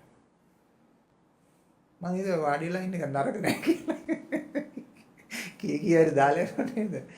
ඉතින් ඒ වගේ මිනිස්සෙකුට ගැඹුරු සංවේදන සංකල්පනා නැතුව ඇති මේ සමාජය තුළ හොඳ වැඩක් කරන්නෙම නැතුව ඇති මේ සමාජය තුළ ඒ නිසා තමයි මේ හැම දෙයක්ම වැරදි විදියට දකින්නේ. දැන් මං අර කම්පියුටරයක් අරගෙන අපේ මේ ධර්ම දේශනා සජීවීකරණය කරන්න උන් හිතන්නේ මේ කම්පියුටරයක් තියෙන්නේ ගේම් ගහන්නමයි. ඒරනේ ගේම් ගහනවට වැඩි දෙයක් උන්ට මේකේ කරන්න දෙයක් තේරෙන්නේ නැහැ. ඒ කියන්නේ සමාජයේම ගේම් ගහනවා. මුන් හිතන්නේ කම්පියුටරයකින් කරන්න ගේම් ගහන එකම තමයි. ඉතින් ආමුදුරවන්ට මේ සම්මා ගේම්ද මොකක්ද එකක් දාලා ඉවරලා මුළු රටේම ප්‍රසිද්ධියක් යවුවා. මං කව කමක් නැහැ මේ අපේ තරුණ කොල්ලෝ දරුවෝ ටික ඕක දැක ගන්නවනේ මේ කමක් නැහැ හොය යද්දාවේ. මොකද මේ කුණු රසනේ යන්නේ නේද සමාජයේ. පැතිරෙන්නේ කුණු රහ හොඳ දෙයක් කිව්වට පැතිරෙන්නේ නැහැ ගැඹුරු සංනිවේදනයක් ගැඹුරු ඥානයක් ඒව නැහැ. හරි සරල තැනක ඉන්නේ. මිනිස්සෙගේ දියුණුව කියන්නේ ආධ්‍යාත්මික දියුණුව, දර්ශන දියුණුව. ඒ දර්ශන පෝසත්කම සක්විති රජකමට වඩා උසස් කියලා මේ කියන්නේ කවුද? බුදුහාමුදුරුවෝ. ඒ නිසා හොඳට තේරුම් කරගන්න ජීවිතයේ ආධ්‍යාත්මික දියුණුව සියලු ධනයන් පරදවනවා කියලා තේරුම් අරගෙන ඒක ඉස්සරහට දාගෙන අනිත් ඒවා ඔක්කොම දෙවෙනි තුන්වෙනි තියාගෙන ඔබේ ජීවිතේ මෙහෙවන්න. ඔබට වරදින්නේ නැහැ. අස්සාවත් කරන්න, රැකියාවත් කරන්න, වෘත්තීත් කරන්න, ව්‍යාපාරත් කරන්න, ඔක්කොම කරන්න. මොකද්ද ෆස්ට්? ධම්මං විනානත්ති. ධර්මයේ හැර වෙන දෙයක් නැත. ජීවිතේ මට ඉතුරු වෙන්නේ හුස්ම යනකොට ඔච්චරයි. ජීවිතේ හුස්ම යනකොට ඉතුරු වෙන්නේ ඔච්චරයි. හුස්ම යනකොට ඔච්චරයි ඉතුරු වෙන්නේ කියලා තේරුම් අරගෙන ධර්මයේ ප්‍රමුඛ කරගෙන වැඩ කරන්න. ධර්මයේ හරිම ගම්බීරයි. විදර්ශනා කරන්න, විමර්ශනය කරන්න මහා පුදුම ගම්බීර දේවල් තියෙනවා. ඉතිහාසයේ තියෙන චිත්‍රවල පුදුමාකාර ගම්බීරත්වයක් ඇඳලා තියෙනවා. ඒව දේව විමසන්න පුළුවන්. සිත්තරා සිතුවමින් ධර්මයේ දේශනා කළා. කවියා කවියෙන් බණ කිව්වා. ඒ වගේම පිළිතුරේ දේශකයා දේශනාවෙන් ධර්මයේ කිව්වා.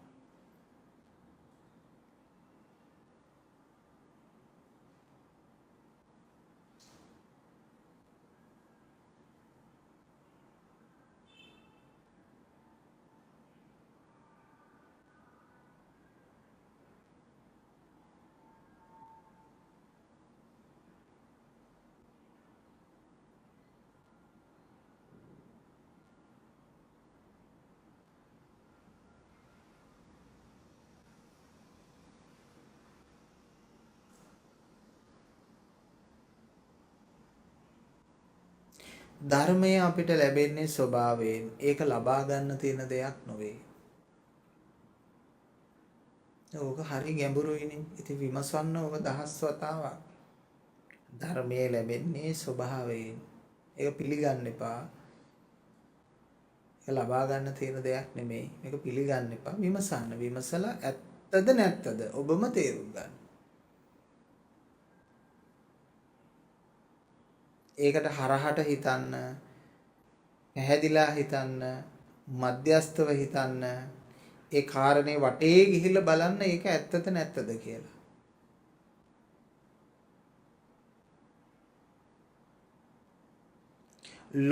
නොමිලේම ලැබෙන ලෝව යම් දෙයක් වේද ඒ තමයි නිවන. නිවන නොමිලේ ලැබෙන්නේ, නිකන් ලැබෙන්නේ නොමිලේ. මොකද්ද මේ නොමිලේ කියන එකේ අදහස? පින්නතුනේ මේ ඇහැට රූපයක් ගන්න පවා අපිට නොමිලි ගන්න බෑ ඒක. මේ ඇහැට රූපයක් ගන්න නොමිලි නෙමෙයි. විශාල ශක්ති ප්‍රමාණයක් වැය කළා. එහෙමද නැද්ද? ශක්ති වැය වෙනවා. කනට ශබ්දයක් ගන්නෙත් නොමිලේ නෙමෙයි. විශාල ශක්ති ප්‍රමාණයක් ඔබේ මොළේ ශෛල විශාල ප්‍රමාණයක් වැය කරලා තමයි මේ කනට ශබ්දයක් ගන්නෙ. නාසයට සුවඳ ගන්නෙත් එහෙමයි. බොහොම වේගින් ඒවත් ඇවිල්ලා මොළයට ගිහිල්ලා මොළේ ක්‍රියාත්මක වෙලා ඒවට ආන්සර් එකක් එන්න බොහොම වේගෙන් සිද්ධ වුණාට විශාල ශෛල ප්‍රමාණයක් වැය කරලා තමයි ඒකට ගන්නෙ. ඉන්ද්‍රියන් වැය කරන්න ඕන. පුලුස්සන්න ඕන තියෙනවා. ඉතින් අතපය වෙහෙසනවා වගේම මේ ඉන්ද්‍රියනොත් අනිකුත් ඉන්ද්‍රියනොත් වෙහෙසෙනවා. අන්න ඒකට නිසා අපි කියනවා ඒවා නොමිලේ නෙමේ වැය කිරීමකින් යුක්තව ලබා ගන්න දේවල්. ආයෝජනයන් ලැබෙන දේවල්, ප්‍රතිලාභ ලැබෙන දේවල්. එතකොට මේ නිවන කියන එක ගැඹුරින් නොමිලේ ලැබෙන්නේ. බලන්න මේ වචනේ තියෙන හරබරත්වයේ ගැඹුර. ඔය සරලයි කියලා හිතන එක තමයි වැරද්ද. දවසක් කල්පනා කරන්න නිවන ලැබෙන්නේ නොමිලේ. ඒක හිතල සංකල්පනාවක් කරගන්න නැතුව ගැඹුරු ආධ්‍යාත්මික සංවේදනයක්. පච්චත්තම් වේදිතබ්බු ප්‍රත්‍යක්ෂතාවයක් බවට පත් කරගන්න. මේක මෙහෙමයි මේක මෙහෙමයි කියලා හිතනවා. ඒවට කියන්නේ හිතලු. හිතලු. මෙහෙමලු. ඔහොම වෙනවලු. එහෙමලු. කොහොම අතහැරියාම නිවන් දකින්නවලු නේද ස්වාමීන් වහන්සේ? මං ඉතින් ඔව් කියන්න ඕන. තණ්හාව නැති වුණාම ඔක්කොම හරි නේද?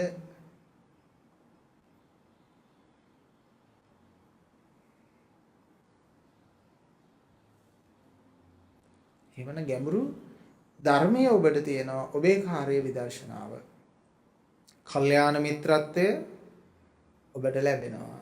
සද්ධර්ම ශ්‍රවණය ඔබට ලැබෙනවා. යෝනිසෝ මනසිකාරය ඔබ කරනවා. දැන් මම කල්යාණ මිත්‍රයා වුණා සද්ධර්ම දේශනා කරන කෙනා.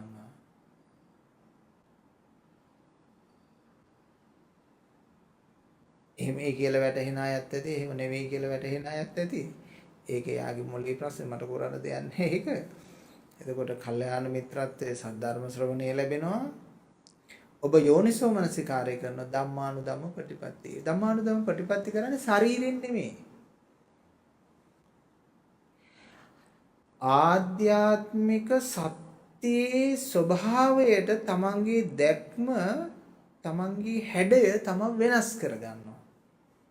අර ඉන්න තැන මං කිව්වේ කන්දක ඉන්නේ ඔබ. ඒ කන්ද එයා වෙනස් කරගන්නවා. උපාදානස්කන්ධේ ඉඳන් නෙමෙයි එයා දකින්නේ ධර්මස්කන්ධයට ඇවිල්ලා. උපාදානස්කන්ධ වෙනම තියෙනවා ධර්මස්කන්ධයක් තියෙනවානේ. අපි කියන්නේ ස්වාසු දහසක් ධර්මස්කන්ධය කියලා.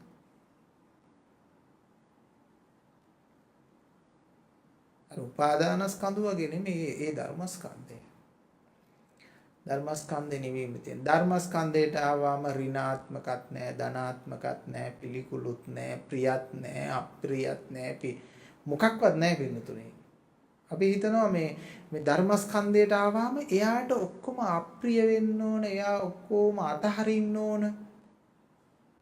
උන්වහන්සේලාට අතහැරලා ඉන්නත් පුළුවන්. අල්ලගෙන ඉන්නත් පුළුවන්. මේකේ අතාරින්න කෙනෙකුත් නැහැ අල්ලගන්න කෙනෙකුත් නැහැ කියලා දැකපු තැන ඒක උපමා කරේ නිලුම් පතේ දිය නොරැඳෙන්නාසේ කියලා. ඔබ නිලුම් පතට වතුර එකක් ගෙනියන්නකෝ. මෙහෙම පුරෝගෙන ගෙනියන්න. මොකද වෙන්නේ? නිලුම් පතේ වතුර තිබුණත් ඒකට උරන්නේ නැහැ. ඒ නිසා ජීවිතය අවබෝධ කරගත්ත කෙනාට තිබුණත් නැතත් ඒකේ කිසිම සම්බන්ධතාවයක් නැහැ.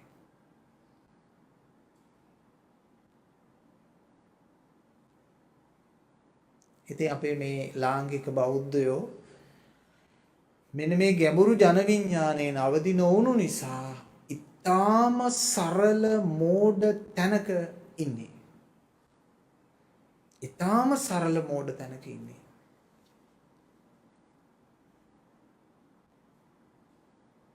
ඒ කියන්නේ හැමදේම නෙගටිව් දකින්න ඕන. මේක වැඩක් නෑ වැඩක් නෑ වැඩක් නෑ වැඩක් නෑ වැඩක් නෑ කියලා අබබ්බයන්ට මුකුත්ම කරගන්න බැරි මිනිස්සුන්ට අමු මෝඩයෝ සිල්වතුන් හා ගුණවතුන් හැටියට දකින මෝඩ සමාජය.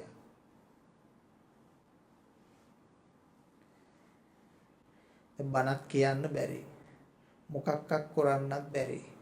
කැලේකට වෙලා ඇතුළක ආරණ්‍යයක කුටියකට අස්සකට වෙලා පාඩුවේ හිටියොත් මුකුත් කරගන්න බැරි කෙනෙක් මේ බලාගෙන යනකොට මෝඩ කෙනෙක්. එහෙම නැත්නම් මානසික රෝගයක් හැදිච්ච කෙනෙක්. අපේ මිනිස්සු මොකද කියන්නේ? අර කුටියේ ඉන්නේ රහතන් වහන්සේ කෙනෙක්. සාදු කියපන්. මන් දන්නේ කාරණේක කාමදුරු කෙනෙක් එහෙම හිටියේ. ඇත්තට උන්වහන්සේ මානසික අපහසුතාවක් තියෙනවා. අවුරුදු 15ක් 20ක් ඇවිල්ලා නැහැ එළියට. සමාජෙම කියලා ඒ හාමුදුරු එළියට එන්නවත් නැහැ. රහතන් වහන්සේ කෙනෙක්.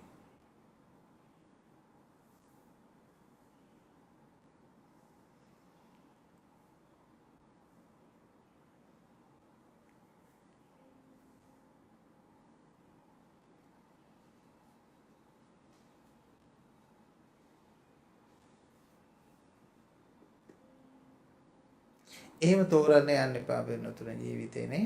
එහෙම තෝරන්න යන්න එපා. එහෙම තෝරන්න යන්න එපා. ඔබ තුලින් ඔබ රහතුන් දකින්න. ඔබ තුලින් ඔබ ආර්ය ශ්‍රාවකයෝ දකින්න. ඔබ පිටින් දකින්න ගිහිල්ලා වැඩක් නැහැ. පිටින් ඒව ඔප්පු කරගන්න බල්ල වැඩකුත් නැහැ. කන දිහා බලන් ඉඳ බොන දිහා බලන් ඉඳලා වැඩක් නැහැ. දැන් එක්තරා දායකයෙක් ඇවිල්ලා එක සමයක අනුරාධපුර යුගයේ ප්‍රධාන දායකයා පෝසත්ම දායකයා පළාතේ ඉන්න මේ ඇවිල්ලා කිව්වලු මට මේ පන්සලේ ඉන්න සිල්වත්ම හාමුදුරුවෝ දෙන්න කිව්වලු දාගේ දානෙට. එහෙම කියනවනේ. ඉතින් මේ හාමුදුරුවෝ උඩම මේ කන්දේ අර කුටියේ ඉන්න හාමුදුරුවෝ තමයි මේ හොඳම මනසින් දියුණු භාවනා කරපු හාමුදුරුවෝ. ඒ හාමුදුරුවෝ එක්කයි යන්න දානෙට කියලා යවුවලු. හොඳයි මම්ම ගිහිල්ලා ආරාධනා කරන්නම් කියලා ගියාලු. යනකොට ඉතින් උන්වහන්සේ මිදුලේ ඇඟිල්ලෙන් ඉරි ඇඳ ඉන්නවලු. දැන්නනේ ඇඟිල්ලේ ඉරි ඇඳ ඉන්නවලු. ඊට පස්සේ අර දායකයන්ලා කියනවා මොන සිල්වත්ද ඒ හාමුදුරුවෝ. මොකද්ද කල්පනාවකට වැටලා උන්වහන්සේ මිදුලේ කකුලෙන් ඉරි ඇඳ ඉන්නවා. කියලා ඒ හාමුදුරුවෝ වැඩක් නැහැ කිව්වා. ඇත්තෙන්ම උන්වහන්සේ රහතන් වහන්සේ නමක්. දැන් මේ මිනිස්සයාට අපහැදෙන්නේ ඒක ඇතිනේ. ඒක ඇති. ඊළඟට පිනතුණු අර කතාව අහලා තියෙන වක්කඩෙන් පැන්නා. වක්කඩෙන් පැන්න මොනවද මේ භික්ෂුන් වහන්සේලාගේ දුස්සීලකම. වක්කඩෙන් පැන්නා. ඉතින් බලන්න මිනිස්සු ඉස්සරහා සිල්වත් වෙන්න යනවා කියලා කියන්නේ ඒක මහා බොරුවක් පින්නතුනේ. ඒක කිසිම තේරුමක් නැති දෙයක්. මිනිස්සු හිතන විදියට තමයි අපි ඉන්න ඕනේ. එයා සිල්වත් කියලා හිතන විදියට අපි ඉන්න ඕනේ. මොකටද? ඔය අර දානේ පිරිකරයි නොදේ කියලා බයට. එහෙම බුදුවරු බණ කිව්වේ නැහැ පින්නතුනේ. මිනිස්සුන්ගේ දානය වෙනුවෙන් පිරිකර වෙනුවෙන් බණ කිව්වේ නැහැ බුදුවරු. සත්‍ය ප්‍රකාශ කළා. රාතන් වහන්සේලා සත්‍ය ප්‍රකාශ කළා. මේ දාන ගෙන්න ගන්න බණ කිව්වේ නේ. දැන් මිනිස්සුන්ගේ පැහැදීම ඇති වෙන විදියට ඉන්න කියලා තමයි අපිට ගොඩාක් ලොකු හාමුදුරුවෝ උපදෙස් දුන්නේ. මං අහන්නේ මොකටද? ඇයි බං උන් දන් දෙන්නේ නැහැ නේ අපිට? අපි පිරිවෙන් වල ඉන්නවා.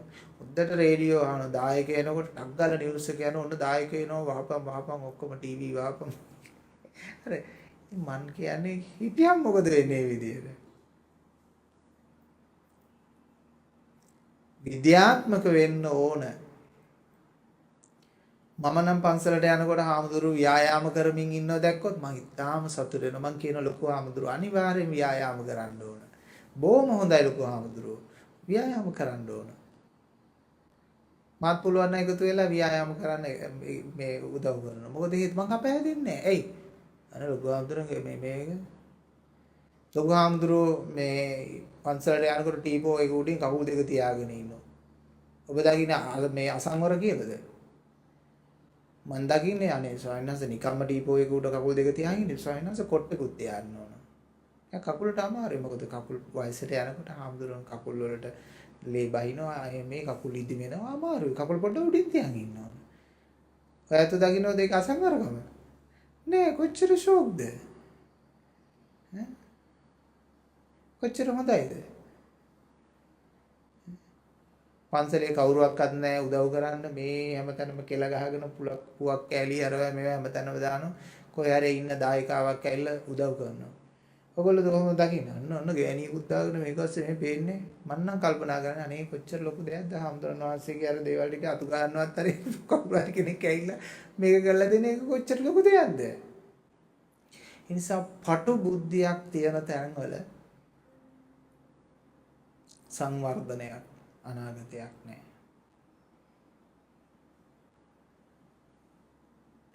දැන් හෙල්මට් එකකුත් නැතුව බයික් වල යන හාමුදුරුවෝ දකින්න ඔය ඈත ගම්මාන වලට ගියාම. ඈත දකින්න දන්න අරුගේ තියෙන දුස්සීලකම අරු හෙල්මට් එකකුත් නැතුව යනවා අර බයික් එකේ. නෑ මම හිතන්නේ ස්වාමීන් වහන්සේ අර අවුවේ පිච්චි යනවා. උන්වහන්සේට බයික් එකක් මදි ඇත්ත වශයෙන්ම උන්වහන්සේට වාහනයක් ලැබෙන්න ඕන. කරුණාව තියෙන මිනිස්සය දකින්නේ එහෙමයිනේ. නැත්තම් දුෂ්ට මිනිස්සය දකින්නේ අර ගණේ අර යන විදිය. කියලා විදිය දකින්න දුෂ්ට මිනිස්සය දකින්න ඒ විදියට. බුදුහාමුදුරුවෝ වැඩ හිටියනම් ඔබ හිතන්නේ කොහොමද? අපේ ගෙවල් ඉස්සරහට උදේ අපි ආහාරනකොට එන්න ඕන ආප්පයක් අපෙන් අර යන්න ඉන්දියාප්පයක් ගෙනියන්න එන්න ඕන. අපේ දොරකඩ ඉස්සරහ. ඔබ සන්තෝෂයිද? මං ආන්නේ ඔබ සන්තෝෂයිද ඔබේ ගෙදර ඉස්සරහ උදේ පාන්දර බුදුහාමුදුරුවෝ ඉන්නවනම් ඉන්දියාප්පයක් අරන් යන්න ඇවිල්ලා අපෙන්. මං කියන්නේ ඔබ වහන්සේ දෙපා වෙහෙසවන්න එපා. වයසයි අපහසුයි. ආරක්ෂාවට හොඳ මදි. සතුරු බලවේග තියෙනවා. ඕම ඉන්න පාති වඩින්න එපා. අපිට දාන වේල දෙන්න අපි උදේ පාන්දර ගෙනල්ලා කුටිය ළඟින්ම තියලා දාන දෙන්න. ඒව කියනවද නැද්ද? කියනවා. ඔව්. සයින්හන්සනේ ත්‍රිවිලර් වල හරි මේ යන්න එපා. ඒ යන්න බෑ. සයින්හන්සේට ආරක්ෂා සහිතව යන්න ඕන වාහනයක්. තවත් ටිකක් දරුණු විදියට අන්‍ය ආගමික බලපෑම් මේ වෙන්න පුළුවන්. එතකොට අපි කියන ඔහොම මදි. වහන්සේට වෙනම පොලිස් ආරක්ෂාවක්, හමුදා ආරක්ෂාවක් අපි ජනාධිපතිවරයාට කියලා මේකට ගන්න ඕන. එහෙමද නැද්ද? එහෙම අරන් දෙනවද නැද්ද? දෙන්න ඕන, අරගෙන දෙන්න ඕන ඒ ආරක්ෂාවට. නෑ වහන්සේ මමත් නැති කරන්නේ ඉන්නේ. ඉතින් ඔය මරුණාම මොකද ඔන්න ඔය ඉඳිපියාවේ. ඒ දුෂ්ට මිනිස්සු. සත්පුරුෂයා හැමදාම ඒක රකින්නවා. ඒ නිසා දේවරම් මහ විහාර වෙන්න පුළුවන්, ඒ වේළුවනාරාම වෙන්න පුළුවන්. රාජ පුරුෂය යොදවා තිබුණා. ඒ කියන්නේ ආරක්ෂක බටුවේ යොදවලා තිබිලා තියෙනවා. බණ පොතේ තියෙනවා. ගැට කපන්න හොරකම් කරන්න අය පවා, සරප්පු හොරකම් කරන අය පවා අල්ලලා තියෙනවා. ඒ නිසා සම්මුති සම්ප්‍රදායෙන් නිවනක් හොයන්න එපා.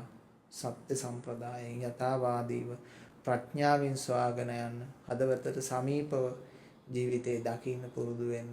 ඊටාම බාල තැනකින් ජීවිතේ දකින්නේ උසස් සම්දමකින් ජීවිතේ දකින්න, කරුණාවෙන් දකින්න, මෛත්‍රියෙන් දකින්න.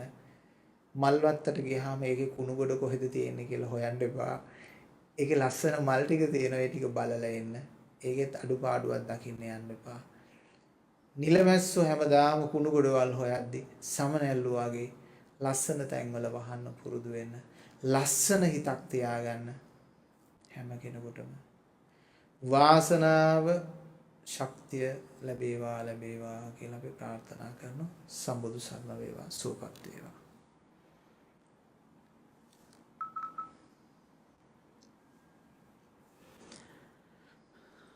අද දවසේහි පින් ඇති දායකත්වයේ දක්වමින් කටයුතු කරනු ලබන්නේ ඕස්ට්‍රේලියාවේ පදිංචිව කටයුතු කරන ලලනියාලු විහාරයේ පින්වත් මහත්මිය හා ඩයනාලු විහාරයේ පින්වත් මහත්මියන් දෙපළ අරමුණු බවට පත්වන්නේ දෙසැම්බර් මාස 4 වන දින උපන්දිනයේ සමරන ඕස්ට්‍රේලියාවේ පදිංචි දුමින්ද ගුණවර්ධන පින්වත් මහත්මයාට සහ දෙසැම්බර් 7 වන දින උපන්දිනය සමරන ගුණවර්ධන පුතුණුවන්ටත් මහින්ද ගුණවර්ධන පියාණන්ටත් දෙසැම්බර් මාස 21 වන දින උපන්දිනය සමරන ප්‍රසන්න තුසිත කුමාර පින්වත් මහත්මයාට ත්‍රිවිධ රත්නයේ ආශිර්වාදය හැම දිනාටම ලැබේවා. සුබ උපන්දිනයක් වේවා. සද්ධර්ම අවබෝධය වේවා කියලා අපි ප්‍රාර්ථනා කරනවා.